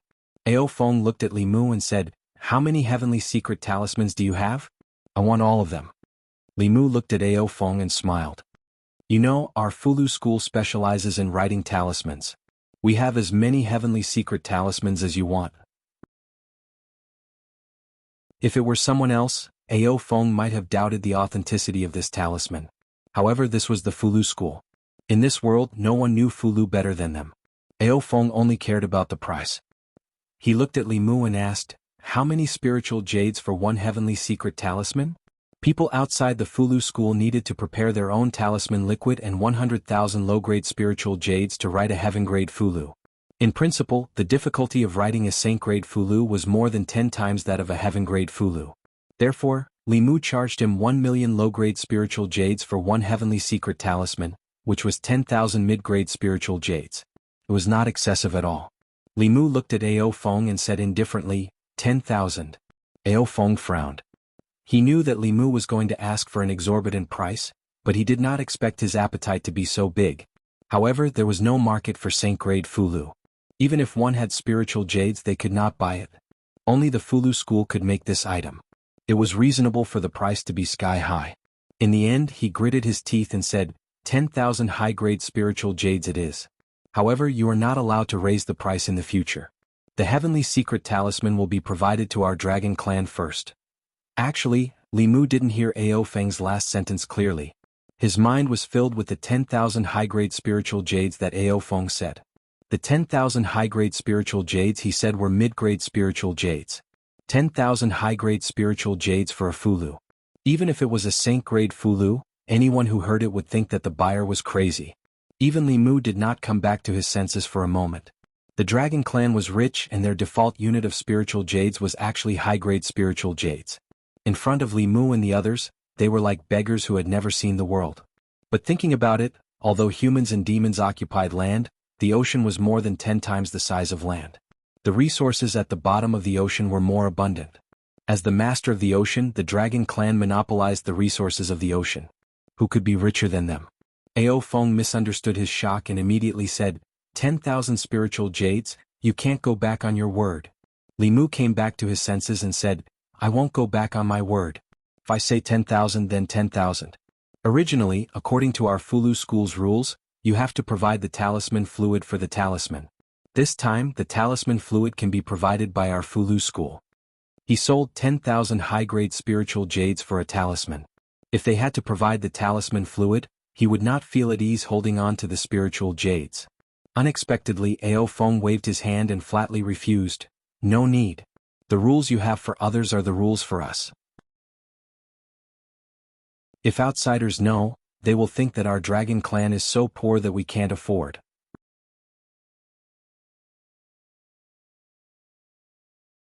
Chapter 627. Li Mu's conscience would be uneasy if he had to provide the talisman liquid after selling it for 10,000 high-grade spiritual jades each. However, Ao Feng was so determined to not give Li Mu any leeway. He had no choice but to sigh in his heart. The world of rich dragons was not something poor people like them could understand. The dragon clan was willing to pay 10,000 high-grade spiritual jades to extend the lifespan of their clansmen by 10 years. Who knew how many spiritual jades they were willing to pay to extend the lifespan of their clansmen by 60 years?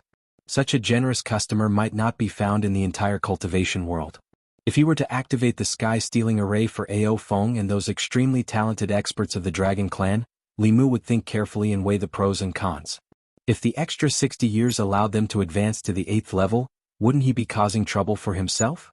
However, if the target was these old dragons who were still alive, Li Mu wouldn't even hesitate to kill them. Even if they were given another 60 years, they were destined to not have great achievements. Using a large amount of spiritual jades in exchange for 60 years of lifespan was naturally a waste of the dragon clan's resources. However, to an individual, living was more important than anything else. One of the most painful things in life was that when one died, one's money would still be there. It was the same for dragon life. There were countless mineral veins under the sea. To the dragon clan, spiritual jades were just stones that they could pick up anywhere. Who wouldn't be willing to exchange stones for lifespan? Li Mu initially thought that Ao Feng was showing concern for the old dragons in the clan in the spirit of humanitarianism. However, when he left the West Sea, he realized that things weren't as simple as he thought. Ao Feng, this old dragon, wasn't as stupid as Li Mu thought. In front of the dragon palace, Ao Feng looked at the group of old dragons and said, "The clan spent countless resources to buy the divine secret talisman for you to extend your lifespan. I hope that you won't waste these 10 years. Before your lifespan ends, pass down another seed to the clan." Li Mu realized that Ao Feng didn't give them the divine secret talisman because he wanted them to break through before they died. Instead, he wanted them to use their remaining energy to give birth to 1 or 2 young dragons to ensure the continuation of the clan. In this matter, Li Mu had to admit that he was too narrow-minded. After returning to White Cloud Mountain with Ao Feng, Li Mu was faced with a problem. The powerhouses of the Black Dragon clan were all left at Mount Baiyun to serve them for the next 10 years. How to restrain them was a problem that needed to be solved. It was impossible for the Black Dragon clan to hand over their soul blood. The Dragon clan had their pride and dignity. Not all dragons were as unprincipled as Xianxia. Similarly, it was impossible for them to become mounts. The pride of the dragon race did not allow them to become mounts for humans. In their deep-rooted view, it was more appropriate for humans to become mounts for the dragon race. Li Mu looked at Ao Feng and said, "If you don't hand over your soul blood, what if you go back on your word and betray us?" When Ao Feng heard this, it was as if he had been greatly insulted. He said angrily, "You are insulting our dragon clan. The Black Dragon clan will definitely do what we promised you. We said 10 years and it will be 10 years. Not a day more, not a day less." Li Mu knew the dragon clan very well. The dragon clan had always been arrogant. Naturally, they would not easily do anything that would affect the reputation of their clan. Moreover, the dragon clan would not give up on any of their clansmen. As long as there were dragon clan hostages at White Cloud Mountain, they would have to be obedient. If there was nothing to do, he would let them stay at White Cloud Mountain and wait for orders. If there was anything, he would send them. After temporarily settling the matter of the Black Dragon clan, the next thing he had to deal with was the spiritual jades that he had traded with the Black Dragon clan. At the main peak of the Fulu school, Xianxia, Yuzhenzi, Fudaozi, and the 2 supreme elders were gathered by Li Mu. Xianxia asked solemnly, "Junior brother, you called us here. Is there something important?" Li Mu did not say anything. With a thought, he brought everyone to the Demon Emperor's cave abode. To discuss in the flask space, Li Mu's matter must be extremely important. Just as Xianxia was about to ask, his eyes suddenly widened. He said in shock, It was not only Xianxia. Everyone present, including the 3 supreme elders, widened their eyes and looked at the scene in front of them in disbelief. The surface of the lake sparkled. Fishes swam in the lake, cranes danced in the air, and birds sang in the peach forest beside the lake. However, this was not what attracted them. What really attracted them was the mountain of spiritual jades that was casually piled up like a small mountain on the lawn beside the lake. Xianxia stretched out his hand and a piece of spiritual jade flew into his hand. The spiritual energy contained in this spiritual jade was extremely rich. It was already high grade. The exchange rate between different spiritual jades was 100:1. In other words, he was holding 10,000 low-grade spiritual jades in his hand. There were hundreds of thousands of high-grade spiritual jades piled up here. As the leader of a sect, it was also Xianxia's first time seeing so many spiritual jades. Everyone else's eyes lit up when they saw this scene. If a sect wanted to develop and grow, the most important thing was resources, including resources for its disciples and cultivation. A large part of the reason why Xuanzong was the #1 sect of Taoism was because the Taoism exchange gathered all the resources of the entire cultivation world, allowing Xuanzong to reap great benefits from it. With so many high-grade spiritual jades, even if all the disciples in the sect were to absorb them day and night, they would not run out in 3 to 5 years. From now on, the disciples of Fulu school could even eat spiritual jades like rice. It would not be long before the strength of Fulu school's middle and low-grade disciples would catch up to Xuanzong's. All they needed was an 8th-level sect-guarding powerhouse. Whether it was in terms of strength or influence, Fulu school would replace Xuanzong's position as the #1 sect of Taoism. The spiritual jades obtained from the Black Dragon clan were given to Xianxia to distribute. Limu then turned his attention to the other dragon clans. Limu had yet to come into contact with the dragon clans of the 4 seas. Xianxia was a white dragon, but Limu had asked her before. Her father was an azure dragon and her mother was a white dragon. She belonged to the azure dragon clan of the South Sea. Among the dragon clans of the 4 seas, other than the Black Dragon clan, who considered themselves to be the highest-ranking dragon clan and did not intermarry with other dragon clans, the other 3 clans often intermarried for better reproduction. The baby dragons born in this way might be of the same color as their father or mother. Limu planned to let Xianxia return to the South Sea to discuss the alliance with the dragon clan of the South Sea, while he himself would go to the East Sea personally. Firstly, he wanted to see the sisters Yinxin and Tingxin, whom he had not seen for a long time. Secondly, he could also discuss the alliance with the White Dragon clan. The strength and talent of the Dragon clan really made Limu envious. If he could completely turn a dragon clan into his own, perhaps it would not be long before a force that could contend with the ancestors of the demonic path would appear on his side. Limu first transmitted his voice to Xianxia. Unexpectedly, after Xianxia heard it, she did not hesitate at all and flatly rejected Limu. No, I escaped. If I go back, they will definitely force me to marry again. I won't go back even if I die. There is food and drink here, why should I go back? It was hard to imagine that a dragon's dream was to have food and drink. But since she was unwilling, Limu did not force her. For the dragon clan, the first priority was to reproduce and maintain the continuation of the clan. It was no wonder that Xianxia was forced to marry. The earlier she married, the more time she had left to give birth to young dragons. It was extremely difficult for the dragon clan to reproduce. If every dragon clan married late and had children late, perhaps they would have gone extinct with the ancient beasts. It was no wonder that the relationship between the White Demon King and the sister's mother was opposed by the White Dragon clan. It was not easy for the Dragon clan to reproduce. In the end, their own daughter ran away with a snake. Which parent would not be angry? As such, Limu first went to the East Sea and then returned with Xianxia to visit the Dragon clan of the South Sea. Limu did not know the location of the East Sea Dragon Palace. In the beginning, Tingxin often used the spirit snail to contact him. Later, the sisters were forced by their elders to cultivate in seclusion. Limu had not heard from them for a long time. The sea was vast and Limu did not know the location of the East Sea Dragon Palace.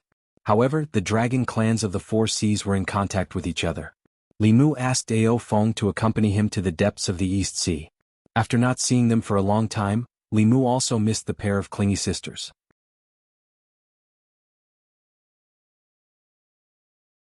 Chapter 628.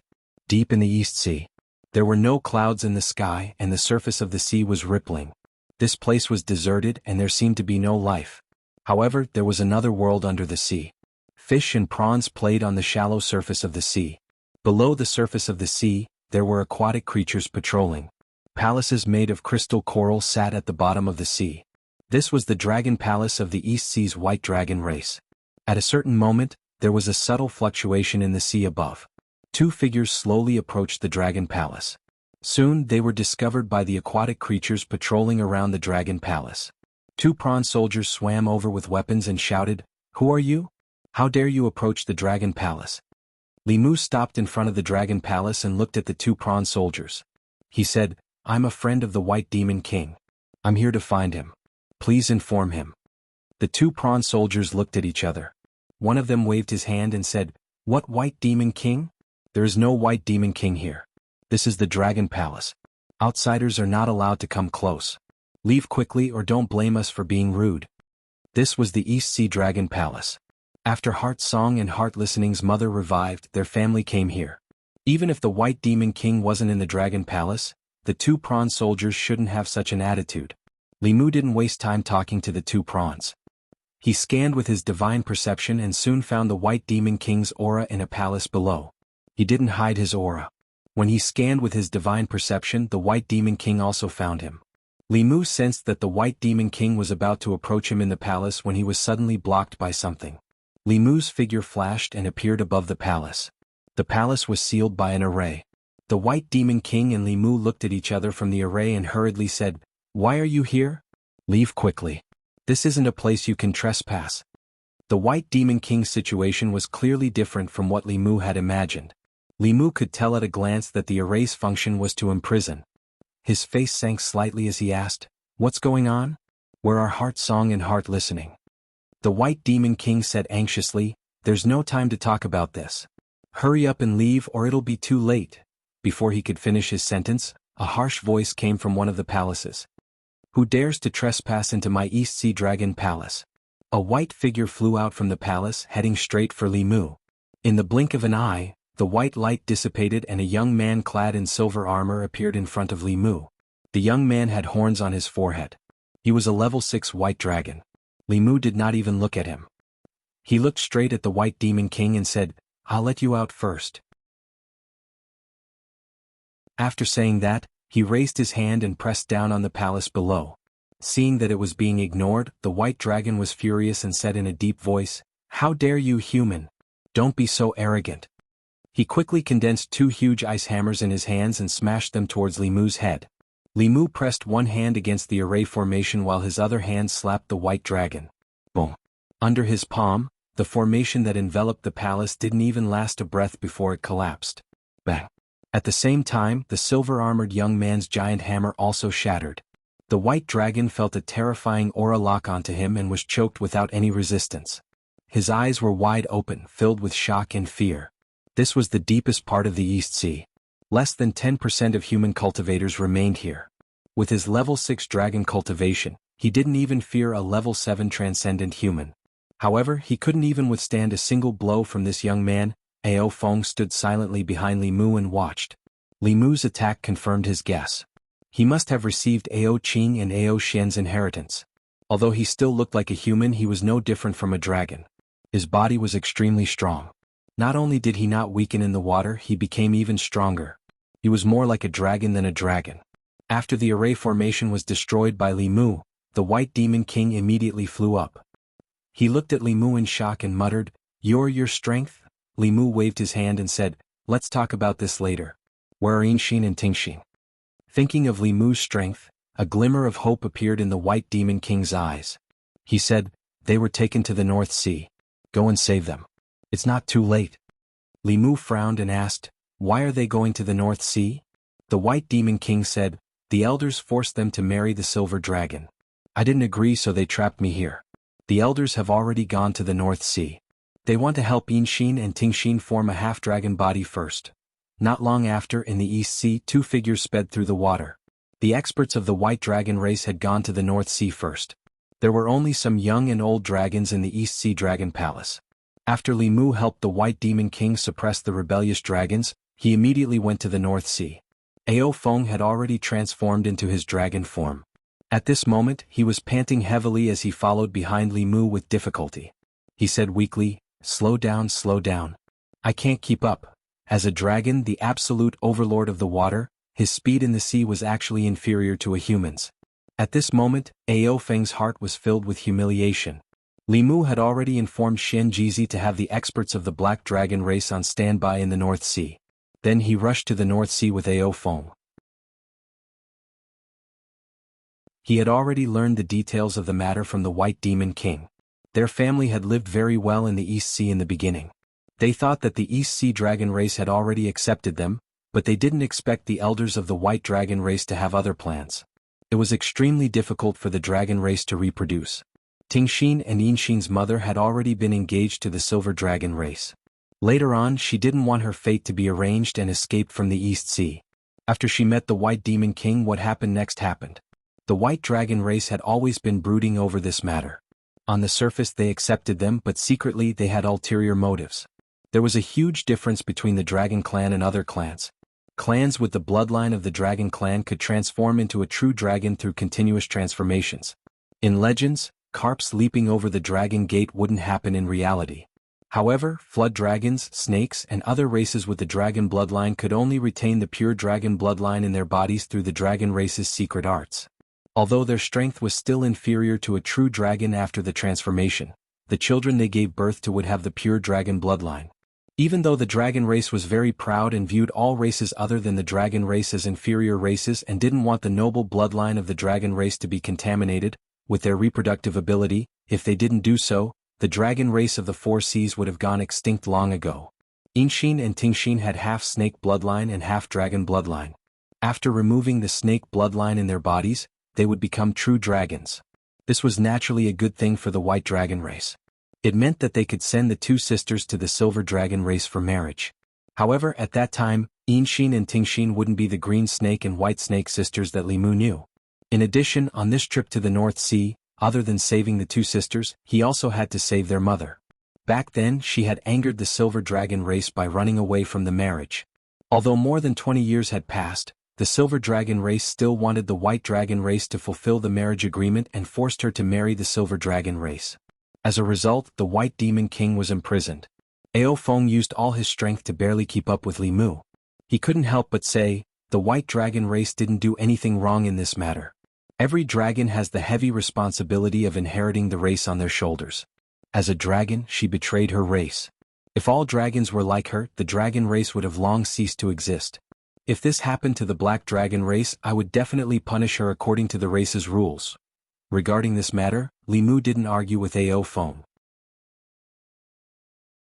As an individual, every dragon had the right to pursue happiness and love freely. However, for a race, the most important thing was to reproduce and strengthen. Regardless of whether it was the human race, the demon race, or the dragon race, it was the same. Li Mu didn't care about the other dragons, but he wouldn't sit by and watch Yinxin and Tingxin be forced. Even though he knew that the transformation couldn't be so fast and he still had enough time, Li Mu was still impatient.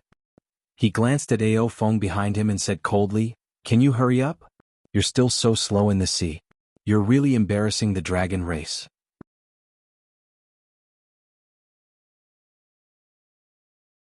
Chapter 629. North Sea Dragon Palace. There were 4 major dragon clans in the 10 continents, each occupying a sea region. The Silver Dragon clan ruled the North Sea, and the billions of water clans in the North Sea all submitted to the Silver Dragon clan. It was a joyous day for the Silver Dragon clan. All the water clan masters gathered near the North Sea Dragon Palace.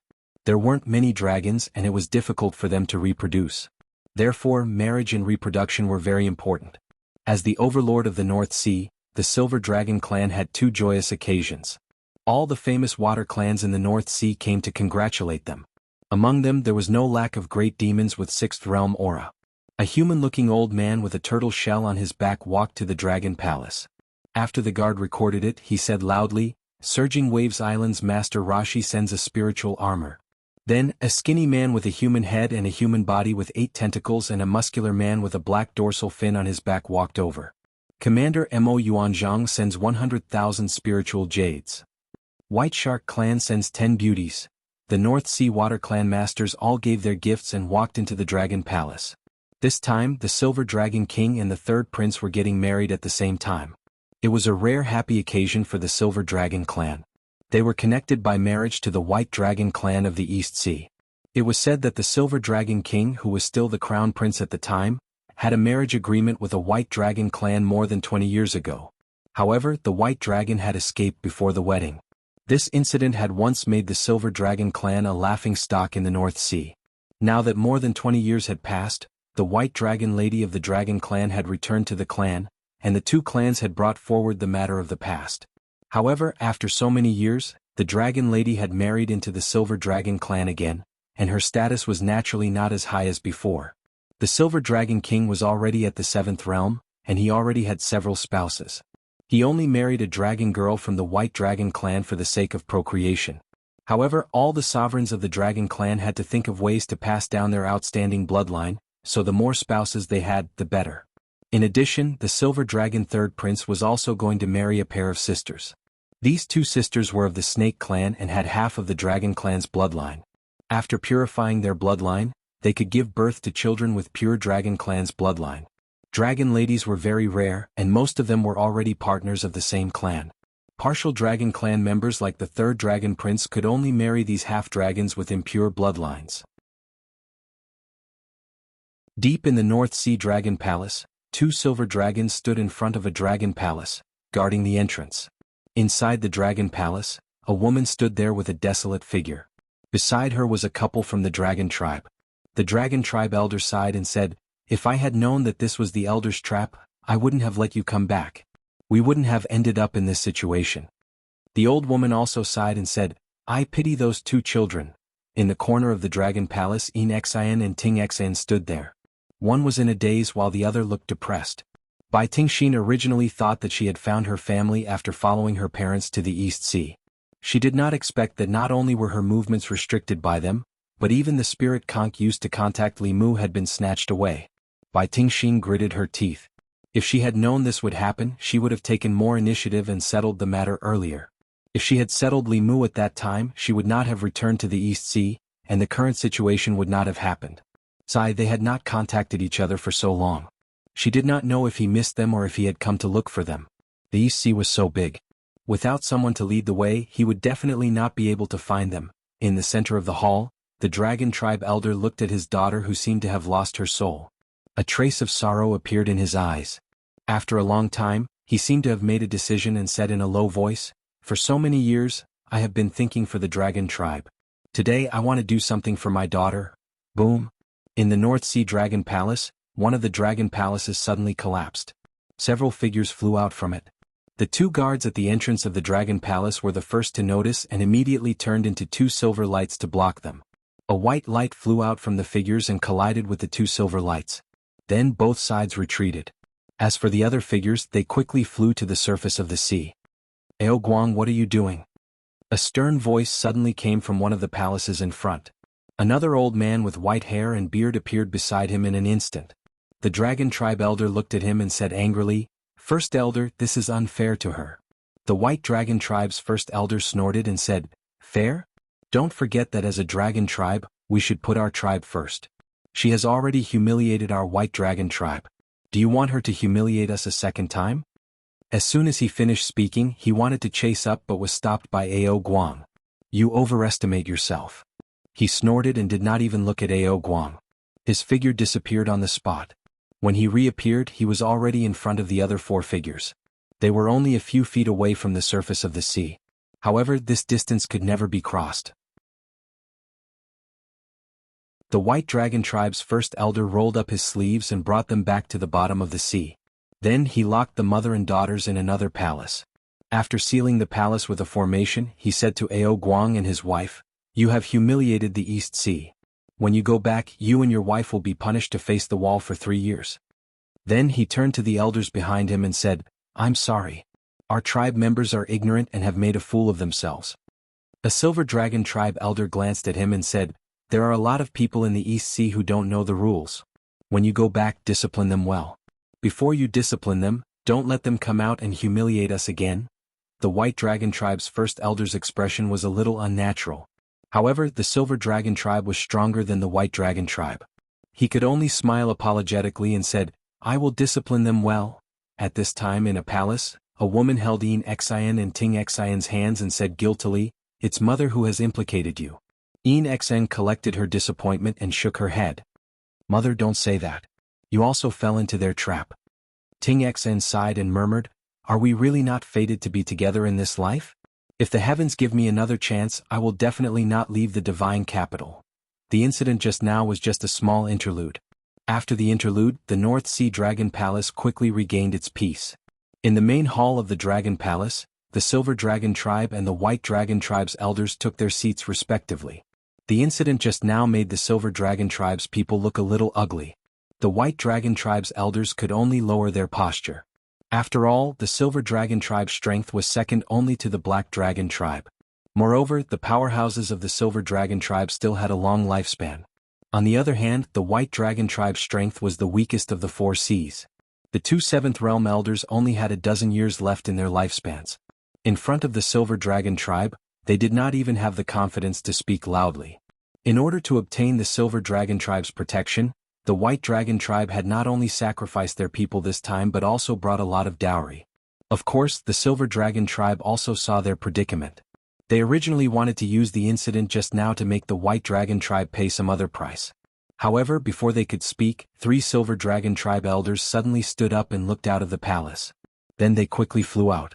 The 2 Seventh Realm Elders of the White Dragon Tribe also sensed something and flew out with the Silver Dragon Tribe. The seawater in the distance was deep and serene.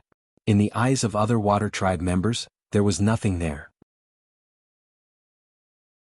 However, in the eyes of the Dragon Tribe's powerhouses, there were 5 black giant dragons in the distant seawater rushing towards them. The first elder of the White Dragon Tribe looked to his side and asked in surprise, "You invited the Black Dragon Tribe?" The first elder of the Silver Dragon Tribe shook his head and said in surprise, "No, I thought you invited them." The first elder of the White Dragon Tribe was puzzled. "Then why are they here? To congratulate us?" The Silver Dragon Tribe's reputation is so great that even the Black Dragon King and the 4 elders of the Wind, Rain, Thunder and Lightning Tribe personally came to congratulate us.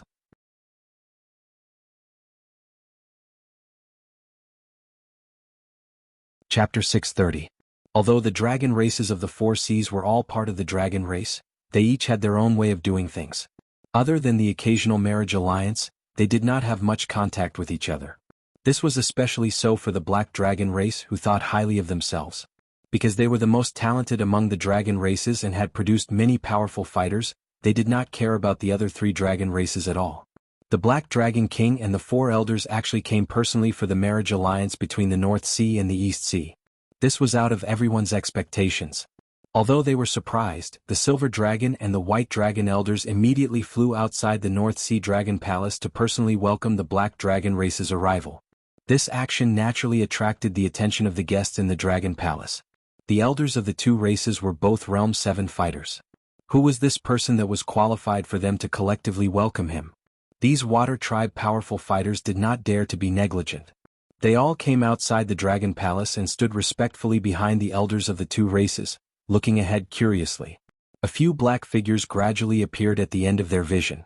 Although they were still very blurry, the pressure coming from afar made everyone present feel a suffocating pressure. The black figures were extremely fast and gradually became clearer. Murmurs came from the crowd. "It's the Black Dragons. They actually came too." The Black Dragon race is the leader of the dragon races of the 4 seas. Is the Silver Dragon race so important? Under everyone's gaze, the 5 black dragons quickly arrived in front of the Dragon Palace and transformed into 5 human figures. 4 of them were elders with extremely powerful auras. The last one was a middle-aged man with a slightly weaker aura, but he also had Realm 7 cultivation. 5 Realm 7 fighters of the Black Dragon race came. The Silver Dragon race's first elder walked forward and smiled with cupped fists. 4 elders and the Black Dragon King's arrival should have been notified in advance so that we could prepare in advance. Facing the Silver Dragon race's first elder, Ao Feng and the other 3 elders did not speak. The Black Dragon King also maintained his silence. At this moment, the North Sea powerful fighters, including the Silver Dragon and White Dragon elders, realized that there was a human standing in front of the Black Dragon King and the 4 elders. However, everyone only had eyes for the Black Dragon race and ignored his existence from beginning to end. Now that they finally noticed him, they were shocked to find that this person was standing in front of the Black Dragon King and the 4 great elders of the Black Dragon clan, and the 5 experts of the Black Dragon clan seemed to be led by this person. Only then did the first elder of the Silver Dragon clan come to his senses. He was both surprised and doubtful, but he still looked at Li Mu kindly and asked, "This is Li Mu did not reply. He scanned the North Sea Dragon Palace with his spiritual perception and soon found two pitiful and helpless sisters locked in a palace. His figure disappeared, and when he reappeared, he was already in front of the palace. The elders of the Silver Dragon clan and the White Dragon clan were shocked. This was the first time they had seen a human being able to display speed comparable to that of the Dragon clan at a depth of 10,000 feet. Who is it? The two Silver Dragon guards at the entrance of the palace immediately discovered this uninvited guest, and they were just about to step forward to stop him when their bodies were sent flying through the air. Li Mu took a step forward. Suddenly, an obstruction appeared in front of him. It was the array formation that covered the entire palace. With a sweep of his aura, the array formation burst like a soap bubble. Li Mu took a step forward and appeared in the palace. The commotion outside immediately attracted the attention of the three people in the palace. The woman looked at Li Mu with surprise and confusion. After being stunned for a moment, the other two figures turned into two figures, one green and one white, and flew towards Li Mu. Yin Xen grabbed Li Mu's hand tightly, her face full of joy. Ting Xen, on the other hand, hung on Li Mu's body as usual, sobbing, "You finally came to save me. They bullied me and my sister." At this moment, the elders of the Silver Dragon clan and the White Dragon clan also rushed over. They looked at the scene in front of them in surprise. Li Mu took Ting Xen off her body and gently patted her head. He looked back at everyone and asked, "Who bullied you?" Ting Xen pointed at the great elder of the White Dragon clan and said, He stole my spiritual snail and forced me, my sister, and my mother to marry someone else. He's the worst." The great elder of the White Dragon clan's face was gloomy. He was about to reprimand her when his expression suddenly changed. He crossed his hands in front of his chest. Bang! After a dull sound, his body seemed to have suffered a heavy blow. He flew out and all the bones in his body seemed to have fallen apart. Before he could react, his body was hit hard again. He fell from the sky to the ground. A crystal palace was smashed by him and a huge pit was formed on the ground. The experts of the aquatics who came to the North Sea Dragon Palace to congratulate them were all stunned. Someone dared to make trouble here? A figure flew out from the ruins of the Crystal Palace. As expected of the Dragon clan, even after suffering such a heavy blow, he did not suffer any injuries. He just looked a little embarrassed. However, he felt endless humiliation when he suffered a loss at the hands of a human in front of the Dragon clan and many other members of the aquatics. A long spear appeared in his hand and he said in a cold voice, "You're courting death." As soon as he said that, a spear light pierced through the space of 1,000 feet and headed straight for Li Mu. Ting Xian and Yin Xian, who had chased out of the palace, were shocked. Ting Xian's face was full of regret. She said in a panic, "What should we do? What should we do? I shouldn't have told him. He can't possibly be the great elder's match." Ao Feng glanced at her and said indifferently, "Don't worry. If Ao Yuan was his match, he wouldn't be in such a sorry state." Ao Feng knew very well that although Ao Yuan was older, his strength was only that of an ordinary 7th-level dragon. He could barely win against an ordinary 7th-level human. It was undoubtedly impossible for him to win against Li Mu. No one below the 8th level was his match, whether on land, in the sky, or under the sea. As expected, the great elder of the White Dragon clan was forced to retreat in front of everyone. The aquatics and dragons present could not believe that a human could suppress a 7th-level dragon at the bottom of the North Sea. Seeing this, the other White Dragon clan elder was about to make a move. Ao Feng glanced at him and reminded him, "I advise you not to move." At this moment, Li Mu was barehanded. The great elder of the White Dragon clan seemed to be taking a beating, but it was all physical pain. If they forced Li Mu to take out that spear or that bow, they would have to endure more than physical pain. However, the elder of the White Dragon clan obviously did not listen to Ao Feng's words and joined the battle in the next moment. Then, everyone saw a dazzling green light appear from the human's hand and land heavily on the elder of the White Dragon clan. Boom! He came quickly and left even faster. His body was sent flying by a spear, and another crystal palace was turned into ruins. The Silver Dragon clan elder and Silver Dragon king's expressions were ugly. This human caused trouble in the North Sea Dragon Palace. He clearly did not give the Silver Dragon clan any face. No matter what, they could not let him continue like this. The Silver Dragon king took a step forward. Ao Feng spoke again, "I advise you again. It's best if you don't move." The Silver Dragon king glanced at him and still rushed toward Li Mu without hesitation. Whoosh! Midway through his flight, a simple and unadorned bow appeared in Li Mu's hand, and he shot an arrow without hesitation. Before touching the human, the Silver Dragon King felt a strong sense of danger. This arrow made it impossible for him to retreat or dodge. He only had time to transform into his dragon form and forcefully block it with the strong body of the dragon clan. After a dragon roar that contained extreme pain, a rain of dragon scales fell from the sky above the dragon palace. The Silver Dragon King was covered in wounds. The scales on his body peeled off one by one, and he fell weakly to the ground. The White Dragon Clan's second elder had just climbed up from the ruins. When he saw this scene, he slowly lay back down. As for the White Dragon Clan's great elder, after seeing the power of this arrow, the humiliation and anger on his face instantly disappeared. The figure that rushed toward Li Mu also stopped abruptly. The entire North Sea Dragon Palace was dead silent. Li Mu flew back to Xianxia's side. He looked around and asked, "Who else bullied you?" Wherever his gaze passed, everyone, including the two Silver Dragon Clan's elders, took a step back. Xianxia and Xianxia were already stunned by the scene in front of them. They were so stunned that they could not speak. At this moment, the Silver Dragon Clan's great elder glared at Ao Feng and said loudly, "Is the Black Dragon Clan betraying the Dragon Clan? You are not his match. What does it have to do with the Black Dragon Clan? Did we attack?" Ao Feng could not help but say, "Moreover, I already advised you just now. Did anyone listen to me?" The Silver Dragon Clan and the White Dragon Clan had a total of 5 seventh realms. Among them, there were 2 from the White Dragon Clan and 3 from the Silver Dragon Clan.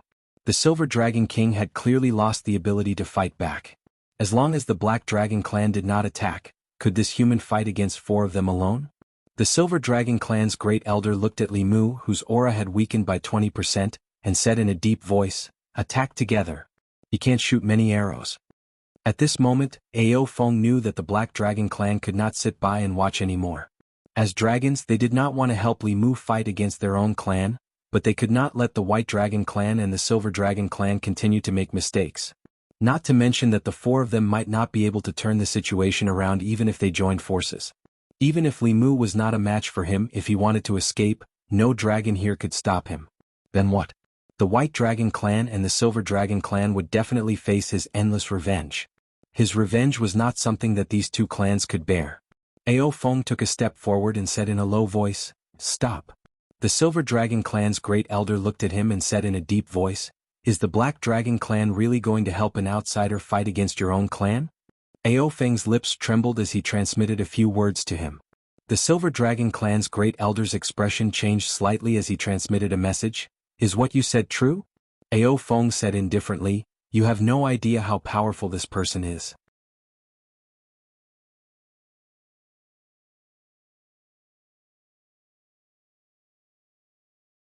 Chapter 631. Li Mu spoke confidently. His aura was so oppressive that the elders of the Azure Dragon and White Dragon could not raise their heads. Xianxia and Xianxia's actions reminded Li Mu that the 2 sisters had the bloodline of the dragon race and could be considered half a member of the dragon race. This matter was also considered a family matter of the East Sea dragon race. Li Mu was not related to them, so what reason did he have to stand up for them? It was different now. It was natural for a man to stand up for his woman. He had already occupied the highest moral ground. The White Dragon and the Silver Dragon race were at a disadvantage in terms of reason. The elders of the White Dragon and the Silver Dragon race did not expect things to turn out like this. This was originally a family matter of the White Dragon race, but now it had become someone else's family matter. If this person was weak, the dragon race would not need any reason at all. They would directly erase his existence and everything would be settled. Unfortunately, this person was extremely strong and had a close relationship with the Black Dragon race. The 2 races did not have the strength, so it was impossible for them to do that. The Silver Dragon race's Grand Elder could only bite the bullet and say, "The White Dragon race did not tell us about this, so we did not know. Since they are your wives, the marriage agreement with the Silver Dragon race is naturally cancelled. Your Excellency can take them away." Li Mu glanced at him and said indifferently, "I'll take away your dragon girls. I'll let you take them back in a few days. What does the Silver Dragon race think?" This meant that there was no way to be kind.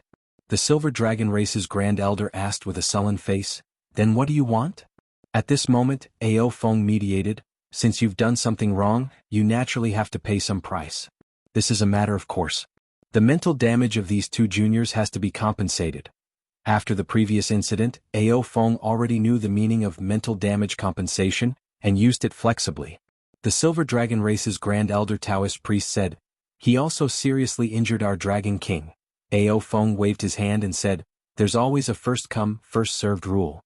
You captured his wife first, so you were in the wrong first." Besides, the Silver Dragon King also took the initiative to attack. At that time I kindly advised him, but he just didn't listen. Who can you blame now? The great elder of the Silver Dragon clan could see that Ao Feng was on the side of the human. Although he didn't know what benefits the human had promised him, it was definitely not wise to go against the Black Dragon clan. The Silver Dragon clan had no choice but to accept this loss. It was just that he still did not understand Ao Feng's meaning and asked, "What is mental damage compensation?" Ao Feng said, "It's simple. It's just 100,000 high-grade spiritual jades." Before Li Mu could say anything, Ao Feng had already made the decision for him. This was because the Black Dragon clan had paid such a price back then. The Silver Dragon race's Grand Elder exclaimed in shock, 100,000. 100,000 high-grade spiritual jades was not a small sum. Even a large underwater mine would not be able to gather 100,000 high-grade spiritual jades. Although the Silver Dragon clan had accumulated more than 1,000,000 spiritual jades, that was the result of generations of accumulation. Taking out 100,000 spiritual jades at once was extremely painful. Meanwhile, Ao Feng added, 100,000 per person, a total of 300,000. The other elder of the Silver Dragon clan blurted out, "Why is there an extra 100,000? Ao Feng glanced at him and said, "Not only did you force someone else's wife, you even forced someone else's mother-in-law to marry your Dragon King. 300,000 spiritual jades isn't much. If this matter were to fall on my head, I would definitely exterminate their entire clan." As soon as he said this, the two elders of the Silver Dragon clan fell silent. If it was only this human, the Silver Dragon clan would do their best to keep him in the North Sea. However, the Black Dragon clan's powerhouses had turned out in full force and stood on the side of this human. If they did not agree, things would develop in an unpredictable direction. At that time, the Silver Dragon clan's losses would be more than 300,000 spiritual jades. So far, the Silver Dragon King was seriously injured, and several of the North Sea Dragon clan's crystal palaces had collapsed. Most importantly, the Silver Dragon clan had lost all face in front of the North Sea's aquatic creatures. It could be said that they had suffered heavy losses. In the end, they still had to compensate the troublemakers with so many spiritual jades. When had they ever suffered such a huge loss? With the Black Dragon clan standing up for them, they could only pinch their noses and accept it. The Silver Dragon clan's first elder nodded with difficulty and said, "We are willing to compensate." Ao Feng asked for 300,000 high-grade spiritual jades. After the Silver Dragon clan agreed, Li Mu did not say anything else. He had just caused a ruckus in the North Sea Dragon Palace and seriously injured the Silver Dragon King. It could be said that he had helped the White Demon King vent his anger. 300,000 spiritual jades to compensate Ting Xian and Yin Xian for their mental damage was not considered perfunctory. They were only frightened for a while and did not suffer any substantial injuries. Otherwise, Li Mu would not have let these two clans off so easily. After all, he was now their man. Li Mu's face was cold. He glanced at the two elders of the Silver Dragon clan and said coldly, "If Ao Feng did not plead for mercy for you, I would definitely have wiped out the North Sea Dragon clan today." Beside him, the two sisters Yin Xian and Ting Xian were holding his arm. Their eyes were shining, especially Ting Xian, who was staring straight at Li Mu. Her eyes were full of affection, and she was unwilling to look away for even a moment. Ao Feng was also stunned for a moment. He did not expect Li Mu to care about his face. If anyone else said that they would wipe out the North Sea Dragon clan, Ao Feng would laugh because it was a fool's dream. Since ancient times, no human had been able to defeat the Dragon clan in the sea. However, the man in front of him really had the strength. Li Mu glanced at the two elders of the White Dragon clan. Ao Feng immediately understood. He looked at the two elders of the White Dragon clan and said, "And you too. Outsiders don't dare to bully you, but you only dare to bully your own clansmen. You have embarrassed the Dragon clan. Take out 300,000 spiritual jades and this matter will be settled. Otherwise, no matter what happens in the future, I will not help you." He was not doing this for Li Mu's sake. He just felt that it was unfair. The Black Dragon clan had offended Li Mu and paid a painful price. It also made his heart ache. Seeing the White Dragon Clan and Silver Dragon Clan suffer the same thing as them, he felt much better. Even the Silver Dragon Clan had surrendered. The White Dragon Clan only had 2 elders who did not have much lifespan left. It was even more impossible for them to go against Ao Feng's wishes. They could only grit their teeth and accept it. Li Mu originally wanted to form an alliance with the Dragon Clan of the Four Seas. However, it seemed that an alliance was impossible. After witnessing the strength of the Silver Dragon Clan and White Dragon Clan, Li Mu did not have any intention of forming an alliance with them. He thought that there might be differences in strength between the Dragon Clans of the Four Seas, but it should not be too big. He did not expect that only the Black Dragon Clan's strength was passable. The Silver Dragon King and the 2 elders were all trash. The White Dragon Clan was even worse. They only had 2 7th-level elders, and it was obvious that they did not have much lifespan left. It was meaningless to form an alliance with them.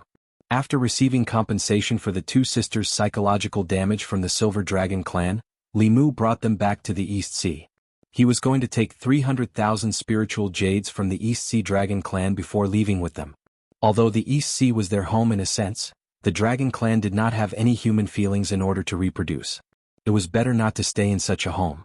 In the East Sea Dragon Palace, Li Mu received 300,000 spiritual jades from the White Dragon Clan. The White Demon King held his wife's hand. Ting Xian and Yin Xian's mother looked at the Dragon Clan couple behind them and said, "Father, Mother, leave the East Sea with us." Ting Xian followed and said, "Grandfather, Grandmother, leave with us." Ao Guang shook his head and said, "No need. We were born in the East Sea and grew up in the East Sea. We don't want to leave here. Besides, we don't have many years left.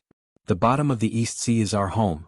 Li Mu had heard the 2 sisters mention more than once that their grandfather and grandmother were very good to them.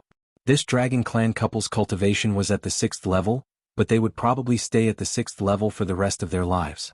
Unlike Yin Xian and Ting Xian, they had a strong sense of belonging to the East Sea Dragon Clan. No one could force them to leave if they did not want to. However, if they left just like that and left them here to die, Yin Xian and Ting Xian would probably feel uncomfortable. Li Mu thought for a moment, then pointed at a palace behind him and said, "The 2 of you come with me. Yinshin, you come in as well." Hearing this, Ting Xian puffed out her chest and said unhappily, "Why are you only letting my sister go in?" Letting Yin Xian go in was because she could help Li Mu set up the formation. However, if Ting Xian was not allowed to go in, she would definitely let her imagination run wild. Li Mu waved his hand and said, Okay.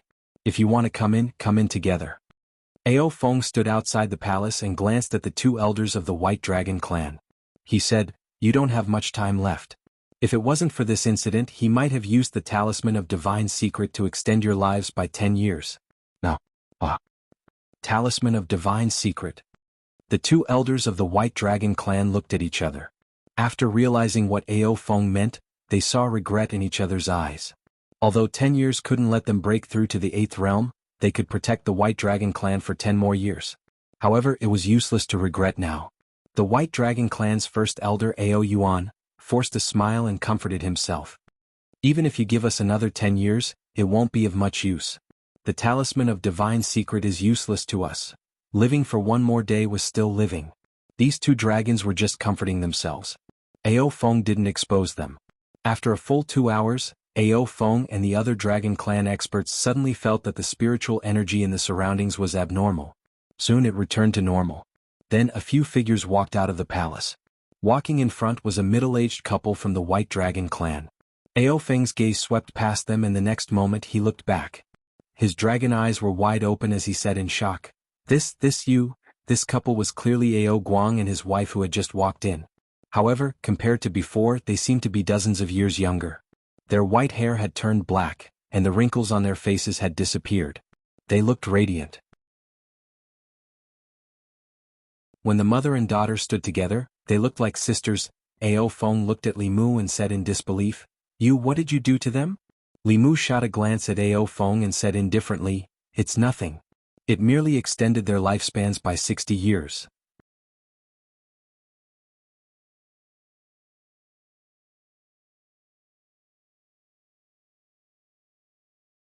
Unfortunately, his son was disappointing and only gave birth to 1 son. Ao Feng looked embarrassed as he said to Li Mu, "I know that we had some misunderstandings before, but it's all in the past now." Li Mu pursed his lips and asked, Misunderstanding?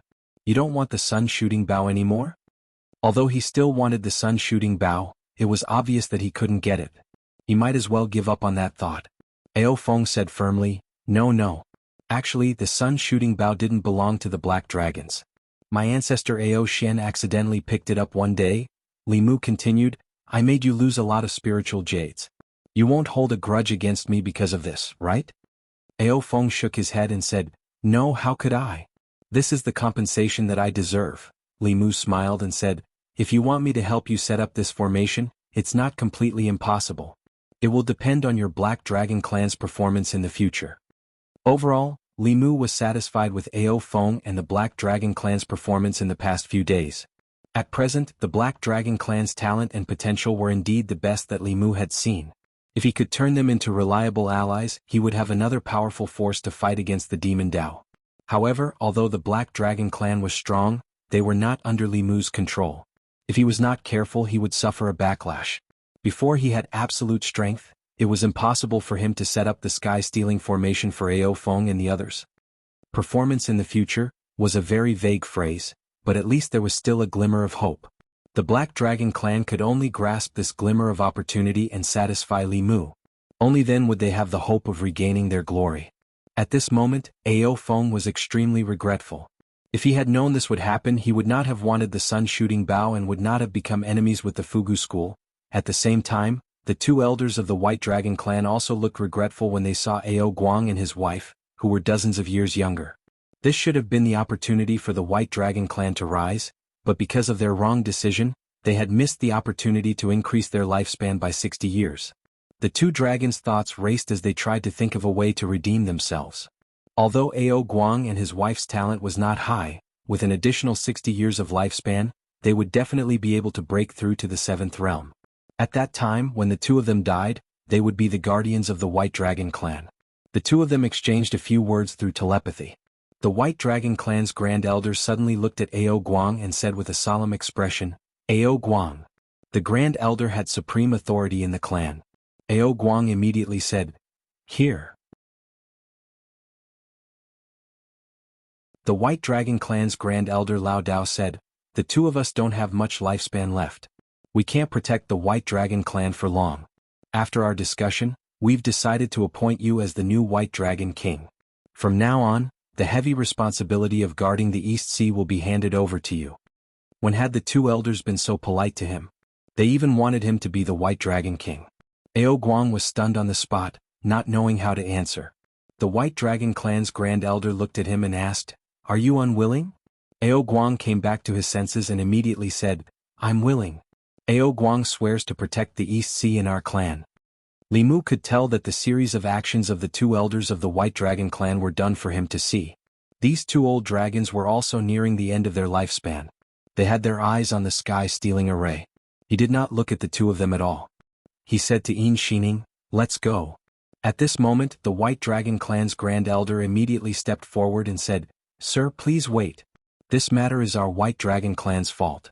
300,000 spiritual jades are not enough to express our apology. Please stay for a few more days and give us a chance to apologize. Li Mu did not respond. Instead, he looked at Xianxia and Ting Xan and asked, What do you think? Ting Xan held Li Mu's arm tightly and said, I'll listen to you. Xianxia looked at her mother and saw that there was some reluctance in her eyes. She looked at Li Mu, nodded and said, Then let's stay for a few more days. Li Mu did not say anything more. The White Dragon clan had arranged a luxurious crystal palace for him. Li Mu sat cross-legged on the crystal bed and looked inside at the upper-level spiritual jades piled up like a mountain in the heavenly flask cave.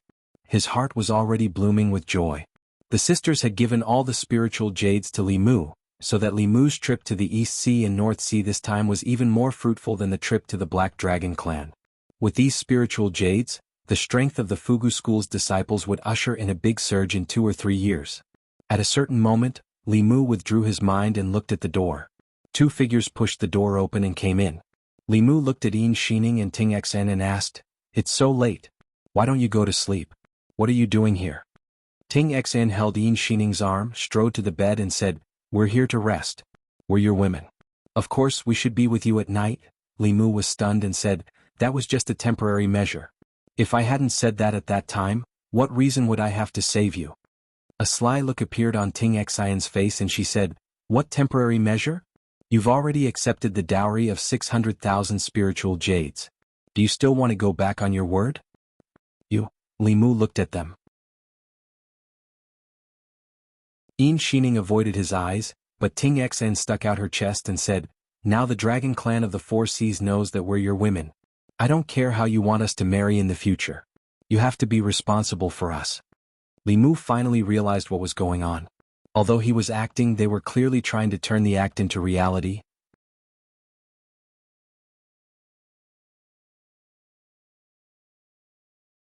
Chapter 633. Ting Xian's feelings for him had always been clear, but Yin Xin was different. She had always been very reserved, but this time she actually followed her sister, which meant that they were really serious about each other. Fortunately, Li Mu had already expected this day. Their names were on the Empress list. All the names that appeared on that piece of paper could be written in the household register of the Li family. This matter had already been approved by the Empress. Today's Li Mu was no longer the little constable who had just met them. He did not evade or change the topic but looked at them and asked, have you really thought it through? Ting Xian pounced on him and threw him onto the bed. Her slender legs wrapped tightly around his waist and said, I have already thought it through thousands of times. I have decided that you are my man in this life. Yin Xin grabbed Li Mu's hand shyly and said softly, I have also thought about it. The crystal palace was brightly lit. Yin Xin and Ting Xian snuggled up to Li Mu on both sides, whispering softly. In another palace of the East Sea Dragon Palace, the White Dragon clan's first elder Ao Yuan had just ordered the White Dragon King to abdicate. The White Dragon King was only at the 6th realm and was his nephew.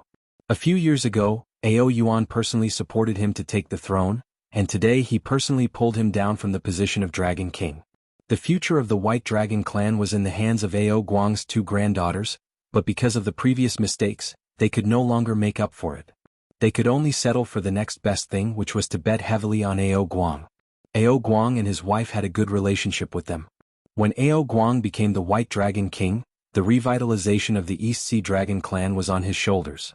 How could they, who had the blood of the White Dragon clan, not help him? While the two elders of the White Dragon clan were thinking about Li Mu, Ao Feng was also pacing back and forth in the residence of the Black Dragon clan. At a certain moment, he looked at the other black dragons and asked, think carefully.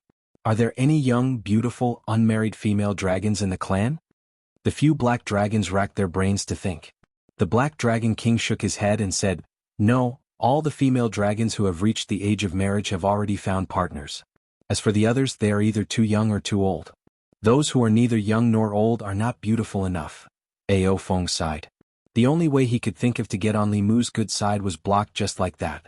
The two most obvious characteristics of this person were his greed for money and his lust for women. After plundering the three dragon clans, if the Dark Dragon clan wanted to offer him any more spiritual jades, they would have to go bankrupt. It was not the best choice. She could think of a way to deal with his lust. Ao Guang and his wife gained 60 years of lifespan just because they had two beautiful granddaughters. Ao Feng was so envious that he was about to cry.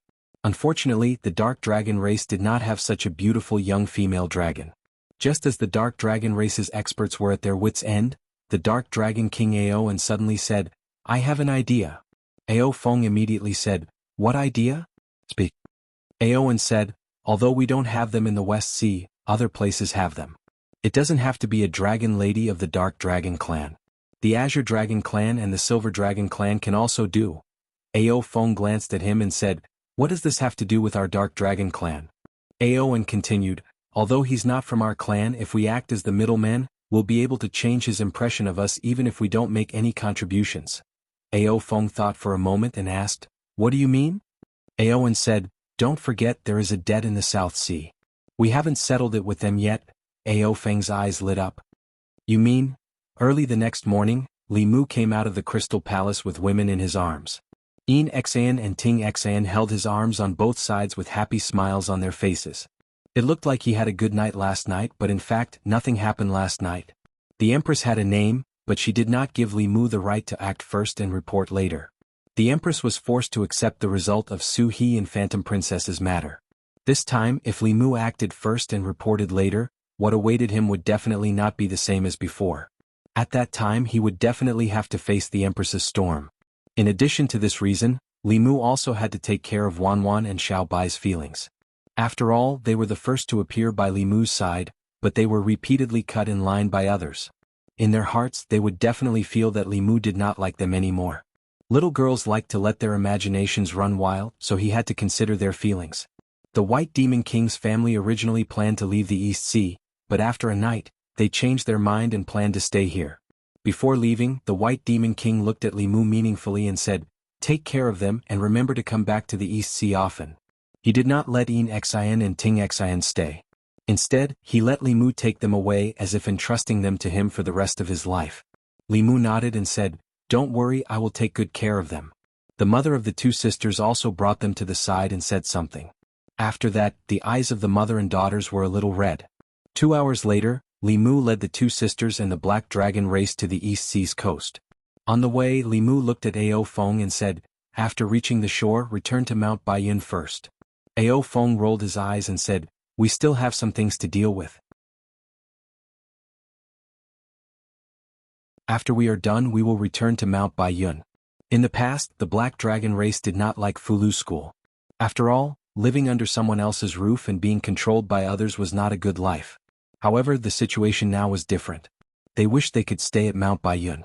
Not to mention 8 or 10 years, if Li Mu could extend their lifespans by 60 years, they would be willing to move the West Sea Dragon Palace to Mount Baiyun. Li Mu nodded and said, "You guys go do your things first." He was not worried that Ao Feng and the other Black Dragon race experts would run away. The backbone of the Black Dragon race was at Mount Baiyun. The Black Dragon race would not abandon their people. After Ao Feng and the others left, Li Mu, Yin Xian and Ting Xian came to the East County.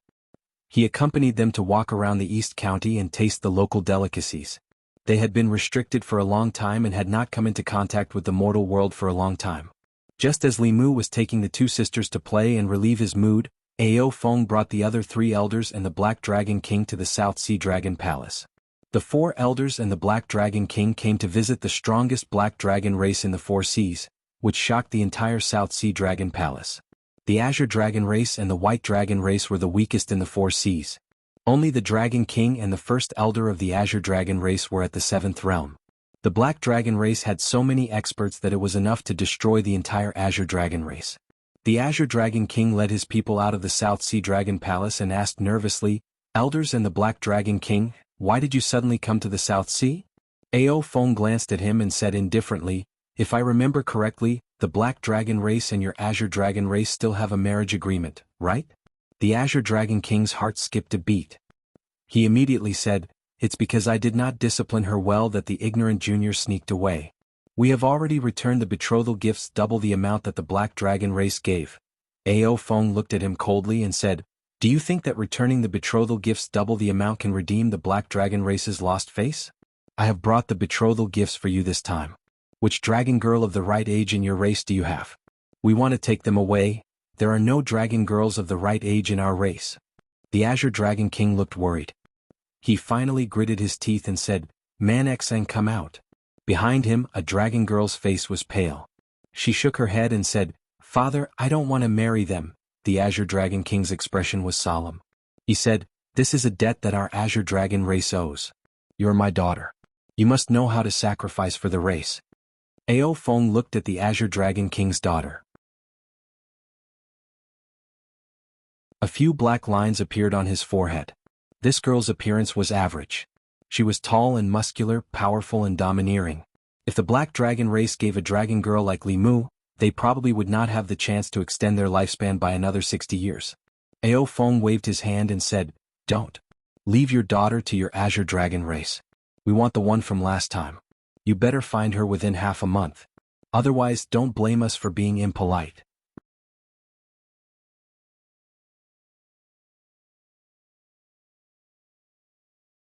Chapter 634. The Azure Dragon race originally had the opportunity to form a marriage alliance with the Black Dragon race, but a few months before the wedding, the Dragon Lady of the Azure Dragon race suddenly ran away and disappeared. Not only did the marriage alliance come to an end, but it also completely angered the Black Dragon race. Now that the Black Dragon race's elders and Dragon King came to question them, the Azure Dragon race had to give them a satisfactory explanation. Otherwise, the Southern Sea would never have peace again. The Azure Dragon King looked at one of his race and said coldly, "Ao Qin, look at how much trouble your daughter has brought to the Southern Sea." The middle-aged dragon lowered his head and said apologetically, "It's all my fault for not teaching her well. Please punish me, Dragon King." The Azure Dragon King waved his hand and said, "Punish? What's the use of punishing? If I punish you, will the Black Dragon race let us go? The most important thing now is to get your daughter back and solve the problem the Azure Dragon race is facing." Ao Qin looked troubled and said, "I also don't know where she is." The Azure Dragon King glanced at him and said indifferently, "Don't think I don't know. You are still in contact with her. In the past, the Black Dragon race didn't force you, so I could turn a blind eye. Now that we are facing a strong enemy, I can't ruin the entire Azure Dragon race because of her." Ao Qin lowered his head and was silent for a long time. Finally, he sighed and said with difficulty, "Okay, I will call her back." Li Mu brought Xian and Xian to play for a few days and then returned to the divine capital. Xian and the Empress hadn't seen each other for a long time and went to the Imperial Garden to catch up. Ling Long helped her look through the memorials in the Chang'e Palace. Li Mu looked around and found that something seemed to be missing in the hall. He thought for a while and asked, "Where's Xian?" In the past, when he came to the Chang'e Palace, Xian would always be leaning on a pillar in the corner, gnawing on chicken wings, duck neck, or the pork shoulder made by the imperial chef. Today he didn't see her.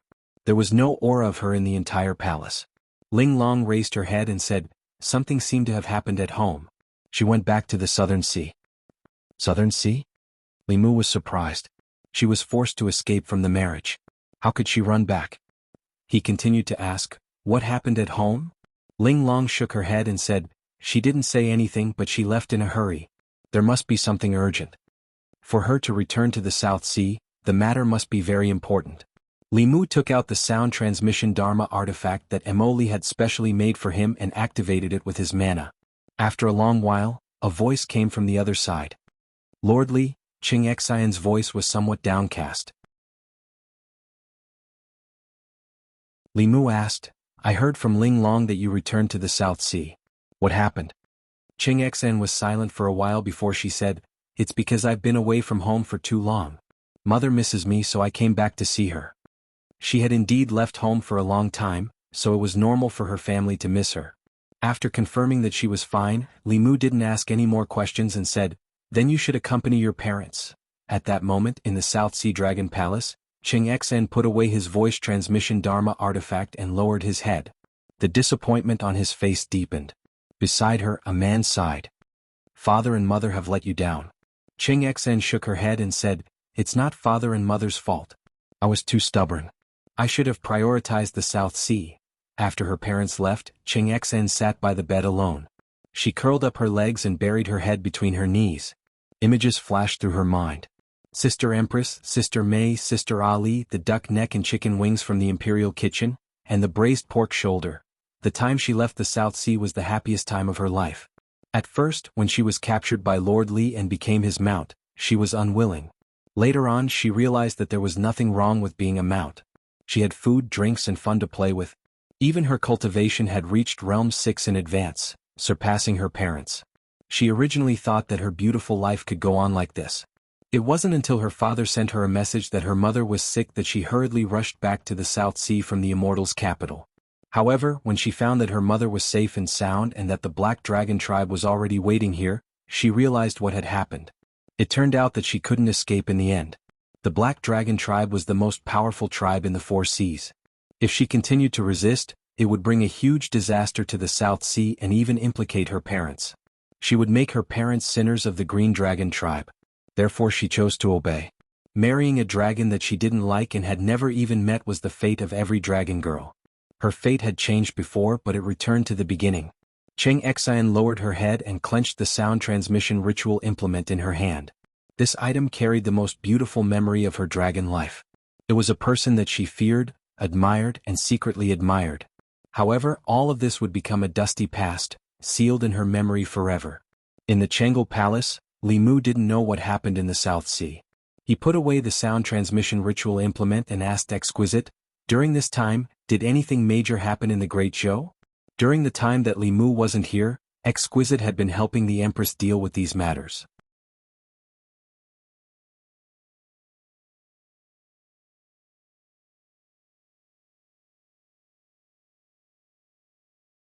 Chapter 635.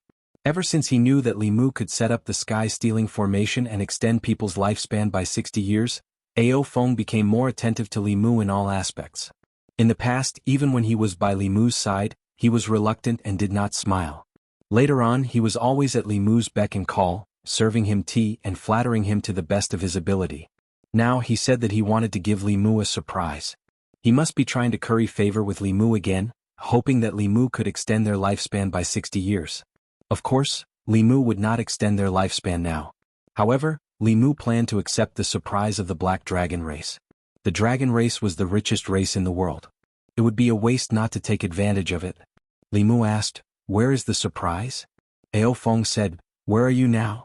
I will send it to you." Li Mu was in Chengdu now.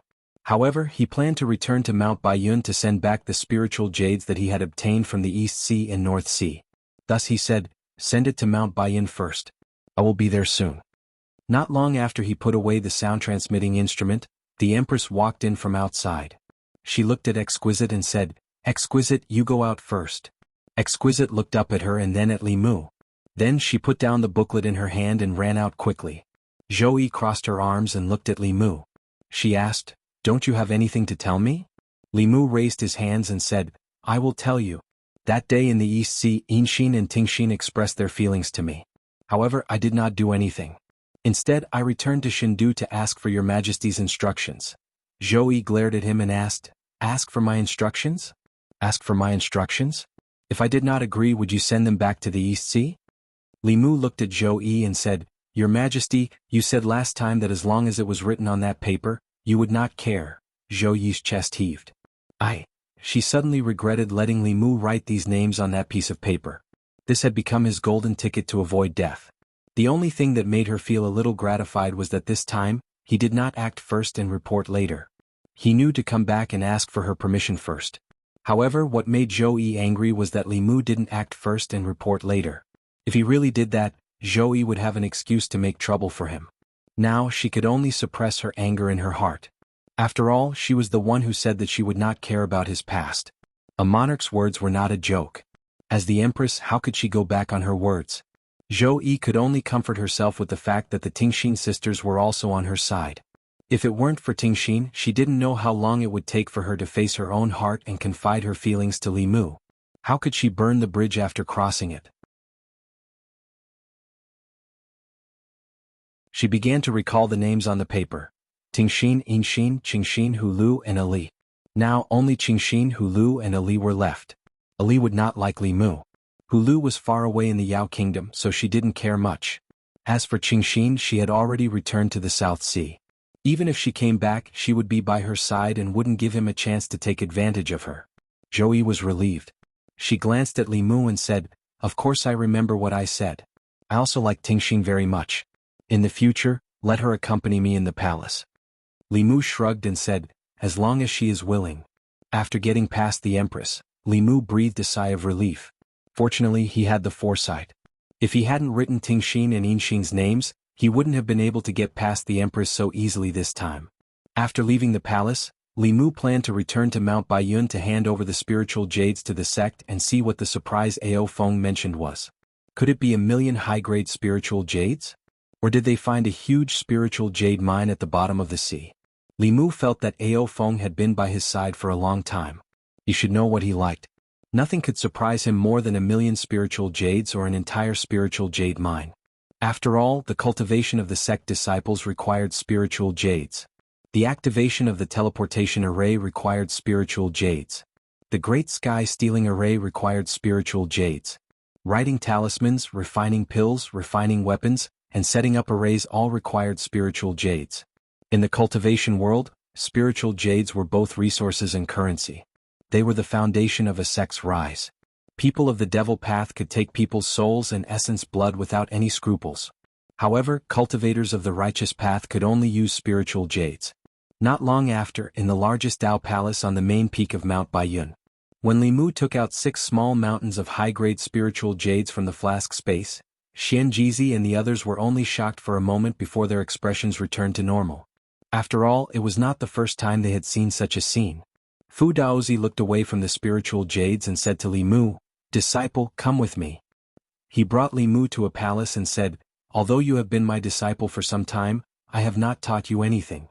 Today I will teach you the Void Talisman Condensation Technique."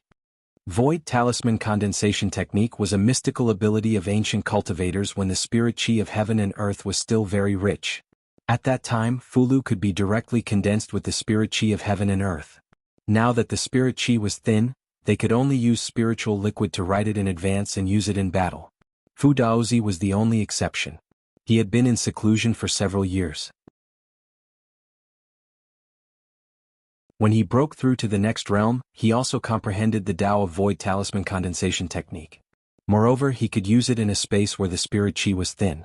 This made his strength comparable to the experienced 7th realm like Ao Feng even though he had just broken through. However, Li Mu tried to condense a talisman in the void according to the method taught by Fu Daozi, but he did not succeed. He tried several times in a row but it was still the same. Fu Daozi was puzzled and muttered, "That's impossible. I'm not surprised that Xianxia and the others can't learn it. You are so smart, why can't you condense a Fulu?" Li Mu tried a few more times and shook his head. "Perhaps I haven't fully comprehended the Fulu Dao. In terms of knowledge, no one in the cultivation world could compare to Li Mu. He knew how to write talismans, refine pills, refine weapons, array formations, cultivate the body, the demon Dao, the ghost Dao, the demon Dao, the Dao of dual cultivation. He could be said to be a walking encyclopedia in the cultivation world. However, except for the Tao of dual cultivation, he could not be said to be proficient in other aspects. He knew much more about the Fulu Dao than Fu Daozi, but Fu Daozi had been immersed in the Fulu Dao for 100 years in his life. He had his own understanding of the Fulu Dao, which was something that Li Mu could not obtain no matter how many heavenly books he read. Just like how Xiaoyu was the only one who could use the ability to curse the heavens, Li Mu, who had established his heart for the heavens and the earth, could directly control the power of the heavens and the earth. Similarly, the ability to condense talismans out of thin air was a unique ability of Talisman Daozi. From a certain point of view, this was a reward after being recognized by the heavens and the earth. Even though Li Mu had more than 10 heavenly books, he did not fully understand the operation of the heavens and the earth. For example, this kind of tailor-made magic power, the principle of the sky-stealing array, the refining method of the sun-shooting bow, and the door of the heavenly book were all mysteries to him. Since he could not learn it, Li Mu did not force it. Taking advantage of the fact that Ao Feng had not returned, he preached to the disciples of White Cloud Peak. Halfway through Li Mu's speech, 5 black dragons flew over from the distant sky. The disciples of White Cloud Mountain were already used to this. They all knew that the Black Dragon clan lived in White Cloud Mountain and seemed to have been subdued by the elders. During this period of time, they got along well with the disciples of White Cloud Mountain and had never had any conflicts. Remembering Ao Feng's surprise, Li Mu ended his preaching and went to a mountain at the back of the mountain. This was the place that Xianxia had set aside for the Black Dragon clan. Ao Feng and a few other dragons stood in front of a hall. Li Mu walked over and asked, "What's the surprise you were talking about?" Ao Feng pointed at a hall in front of him and gave Li Mu an extremely mysterious smile, saying, "You will know when you go in." He actually made it so mysterious. This greatly piqued Li Mu's curiosity. He impatiently released his divine sense to scan the area, but it was blocked outside the hall. Clearly this hall was sealed by Ao Feng with a formation. This made the surprise they wanted to give Li Mu even more mysterious. Li Mu did not say much. He walked to the front of the hall and pushed the door open. He was thinking about a pile of dazzling spiritual jades, but he only saw one person in the hall. No, it was a dragon.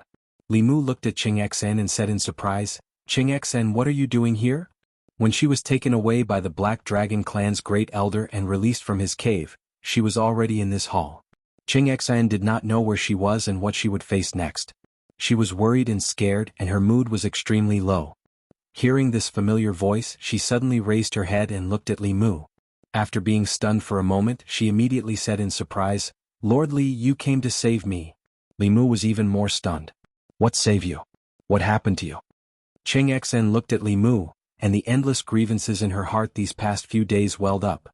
She flew into Li Mu's arms and cried, "Woo woo, they said they were going to give me to a human. I thought I would never see you again." Li Mu looked at Xianxia in a daze.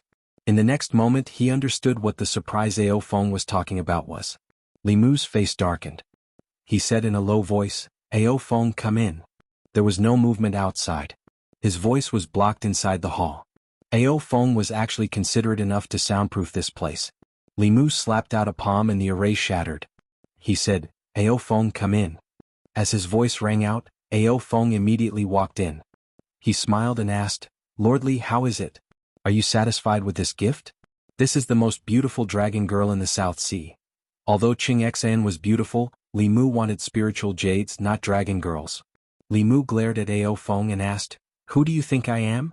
A lecher? This was not something obvious, but Ao Feng naturally did not dare to say so. He looked at Li Mu nervously and asked, Is Lordly not satisfied? Do you want me to get another one from the South Sea?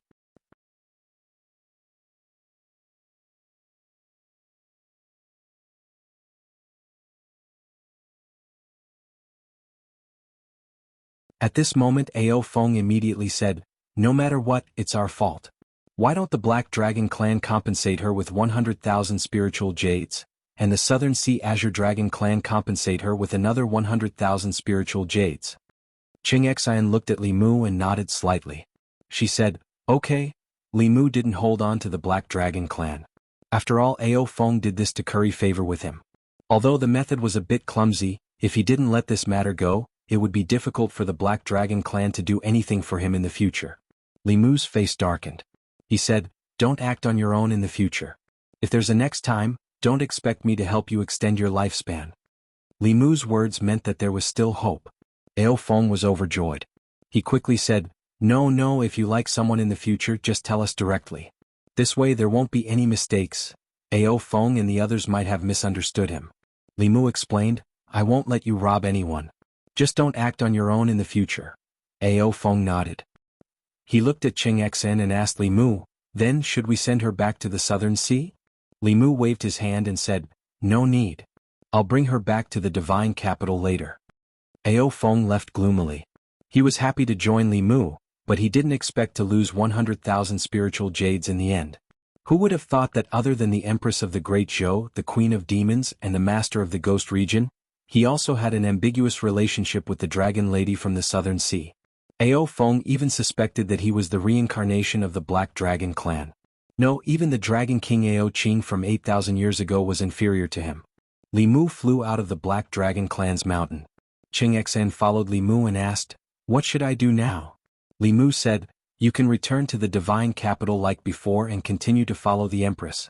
If you want to go back to the Southern Sea, you can also go back.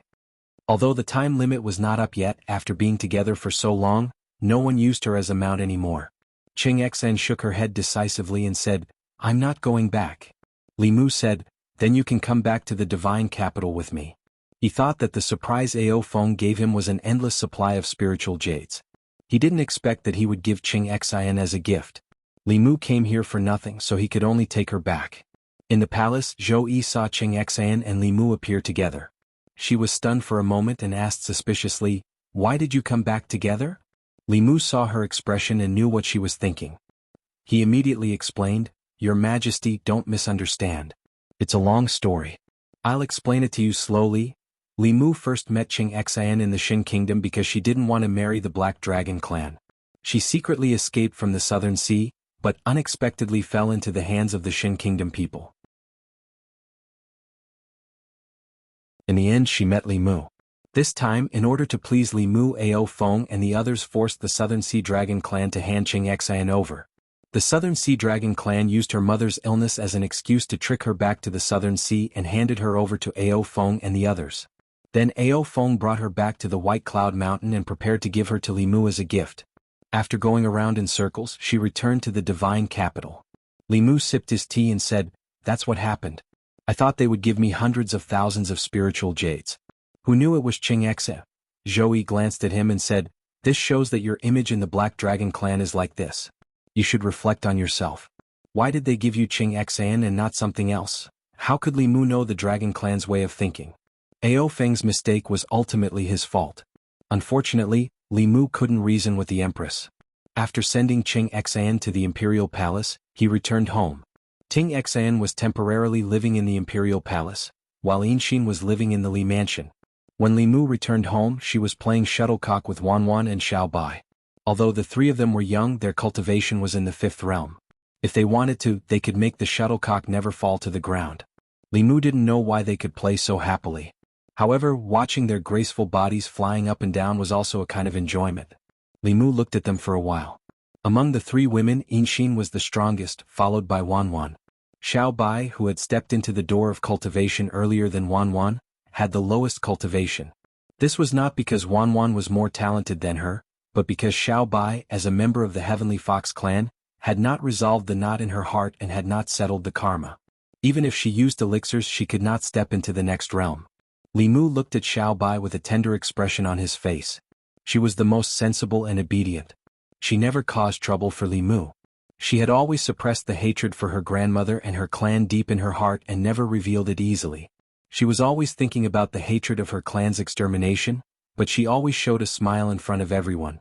In the past, Xuanzong was a giant in the eyes of Li Mu and her. But not anymore.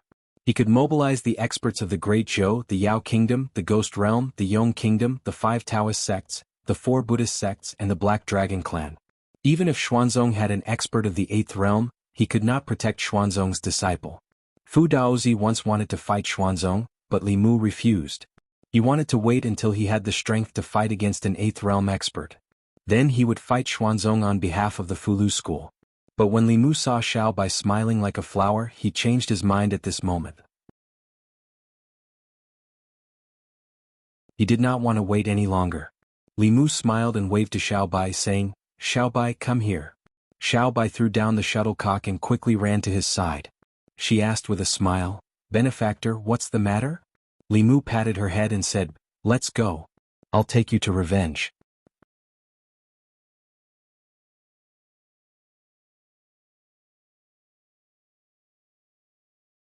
Chapter 637. Although Xuanzong only had 5 7th realms, Li Mu had to be fully prepared because of Tianjizi's existence. He didn't go there to start a war with Xuanzong, but to force them to hand over Qingqingzi so that Xiao Bai could take revenge. In the past, Li Mu didn't have the strength to make Xuanzong give in. Now Xuanzong didn't have the power to make Xuanzong give in. Other than Xiao Bai, he was the first to tell the Empress about this. Zhou didn't think too much and said, "I'll go with you." Li Mu shook his head and said, "With your Majesty's identity, it's not appropriate for you to show yourself in public. I can handle this matter." In the entire Zhou continent or even the 10 continents, she was the most distinguished person. How could the monarch of a country leave the capital to fight? Zhou frowned. After a while she said, "Then I'll let the 4 principals go with you." Li Mu continued to shake his head and said, "The 4 principals represent the Great Zhou. This is a personal matter between Xuanzong and me. The imperial court shouldn't interfere. Moreover, they have the responsibility of guarding Xin, Du and can't leave." Zhou thought for a while and said unhappily, "You don't want me to help you. Are you going to find that fox and your ghost sister?" Li Mu didn't comment. The Great Zhou was a human country, and the central imperial court of the Zhou continent was orthodox. Everything the imperial court did had to follow etiquette. However, the Yao country and the Ghost Realm were different. They had always been barbaric and violent. Naturally, they didn't have so many concerns. Looking at the Empress, who was obviously jealous, Li Mu held her hand and comforted her. "This time we're condemning Xuanzong. It's improper for the Empress of a country to follow. Next time if there's a chance like this, I'll definitely bring you." The Empress had a childish temper. She was only dissatisfied that Li Mu had asked for help from Phantom Princess and Su He, leaving her behind. Li Mu comforted her for a while and she felt better. After settling the matter with the Empress, Li Mu looked at Ling Long, who was busying herself at the table, and said, "Ling Long, you haven't returned home in a long time. You can accompany me to the state of Yong." Princess Ling Long had learned many ways to govern a country from the heavenly tomes. As the Yong kingdom was too small, it did not give her too much space to display her skills. It was only during this period of time in the Great Zhou that she was able to display all her skills, even forgetting the time. Only after Li Mu reminded her did she realize that she had not returned for a long time. For a moment, her heart was filled with thoughts of her hometown and family. She immediately stood up and said, Okay. Li Mu did not delay. After leaving the palace, he brought Ling Long and Xiao Bai to the state of Yong. In the Yong imperial palace, he and the Yong emperor had a private discussion. Not long after, the Yong emperor personally escorted him and Xiao Bai out of the imperial palace, saying, "Rest assured, Lord Li. I will definitely be there when the time comes." Li Mu cupped his hands and said, "Many thanks, Your Imperial Majesty." The young emperor smiled and returned the greeting, saying, "What are you saying, Lord Li? You have done a great favor for the state of Yong. This is also an opportunity for us to repay your kindness." After leaving the state of Yong, Li Mu went to the state of Liang, the state of Yu, the state of Jiang, and the state of Jing, respectively, visiting the Danding sect, the Ling formation sect, the southern sect, and the northern sect. When he left the northern sect master and the two grand elders looked at each other and sighed. If Xuanzong had known this would happen, why did he do it in the first place? Only one of the grand elders was puzzled, muttering, "Martial Uncle Tianjizi's divination skills are unparalleled in the world. He can even predict the future for a short period of time. Could it be that he didn't predict that Xuanzong would have this day?" The other grand elder shook his head and said, "The mysteries of heaven are hard to predict. Who can completely predict them? Those who scheme against the mysteries of heaven will eventually be schemed against by the mysteries of heaven. I don't know if Xuanzong will regret his original decision when the time comes." After leaving the northern sect, Li Mu took Xiaobai to the Buddhist sect's heart sect. He reminisced with Xuandu for 2 hours, then had a secret discussion with the venerable of the heart sect for 15 minutes before leaving the heart sect. Over the years, he had made use of the heavenly tomes to form many relationships. It was now time to use them. He didn't plan on fighting with Xuanzong. He wanted to avoid internal strife among the righteous path before officially clashing with the demonic path. He could only use strength to crush Xuanzong and force him to submit without expending a single soldier. After contacting the Taoist sects, only the 3 Buddhist sects of the Shin kingdom remained. When Li Mu and Xiaobai passed by the Shin kingdom, they could clearly feel that this kingdom was very different from the last time they visited. The Shin kingdom had a new ruler. Under Zhou Zhong's promotion, reforms were carried out from the bottom up. The legal system established was on the verge of perfection. If the Yong and Great Zhou were a combination of the rule of law and the rule of man, then the Shin kingdom was a pure rule of law. There was no distinction between close and distant, no distinction between high and low. Everything was decided by the law. In the Shin kingdom, Zhou Zhong pushed legalism's ideology to the extreme. In troubled times, severe punishments were used.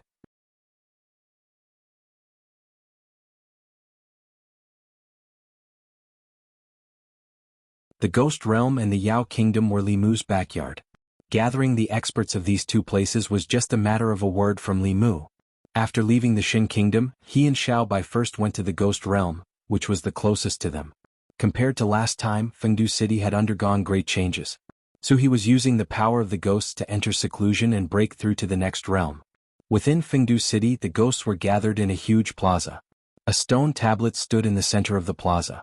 The telekinesis in their bodies was attracted by the stone tablet and sank into it. Compared to the Great Zhou and the Yao Kingdom, Su He, as the Ghost Lord, had the strongest control over her territory.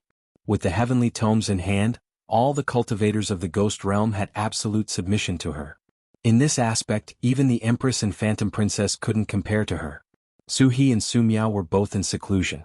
During this period of time, she was at a critical juncture in breaking through to the 7th realm. Li Mu didn't disturb her and went straight to the Ghost Servant. The Ghost Realm's current strength was stronger than the Yao Kingdom's. The 4 Ghost Kings, the 3 Elders of Yu and Ming, as well as the Ghost Servant who could directly contend with Xian Ming, were the peak experts on the surface. Even the Great Zhou couldn't compare to them. Devil King and the others naturally obeyed Li Mu's orders. The 3 Elders of Yu and Ming also had no other choice. After discussing the time with the Ghost Servant, Li Mu didn't delay and went to the Yao Kingdom without stopping. In Fengdu City, the 3 Elders of Yu and Ming had strange expressions. Sighed with emotion. "I didn't expect that one day we would actually be able to fight Xuanzong. It's like a dream. For more than 1,000 years, Xuanzong of the Dao sect had always been the demon sect's #1 enemy. If it weren't for Xuanzong, they probably would have destroyed the 6 Dao sects long ago and seized the heavenly tomes of the 6 sects. When the 3 of them were still working for the demon sect, one of their ultimate goals was to fight Xuanzong.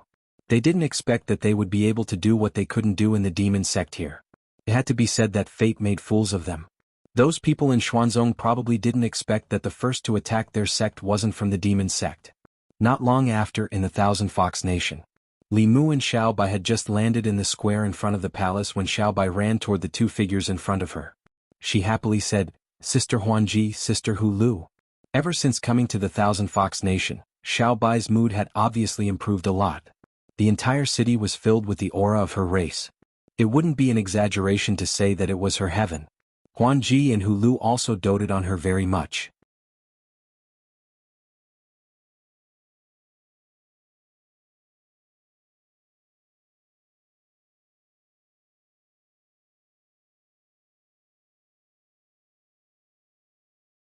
The expression on his face was as calm as ever as he softly said, "They're finally here, East Sea.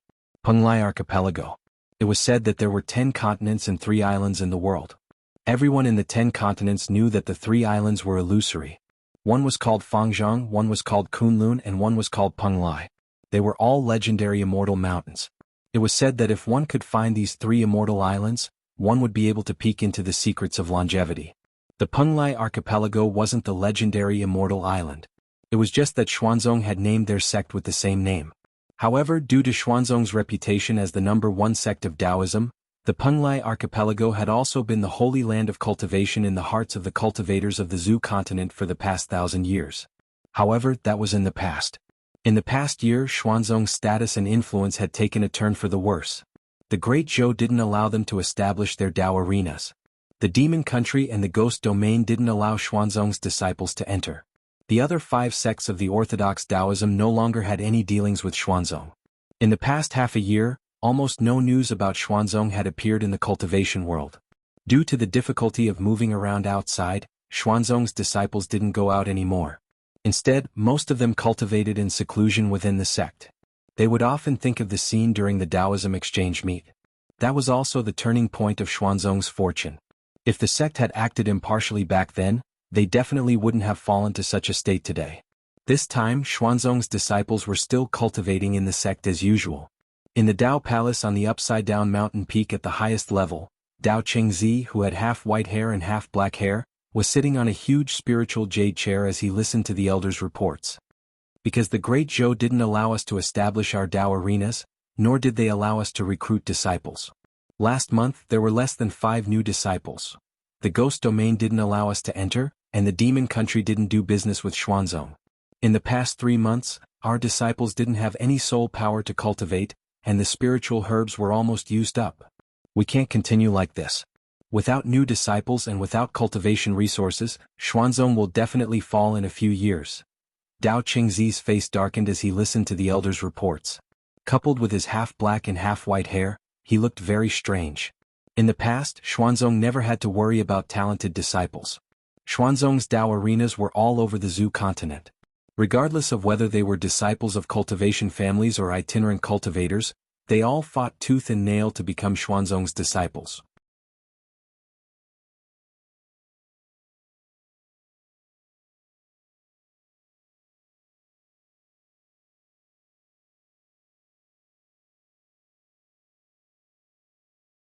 No one can predict everything. I only know that if we don't force him, when the calamity comes, the beings of the 10 continents won't have any power to resist.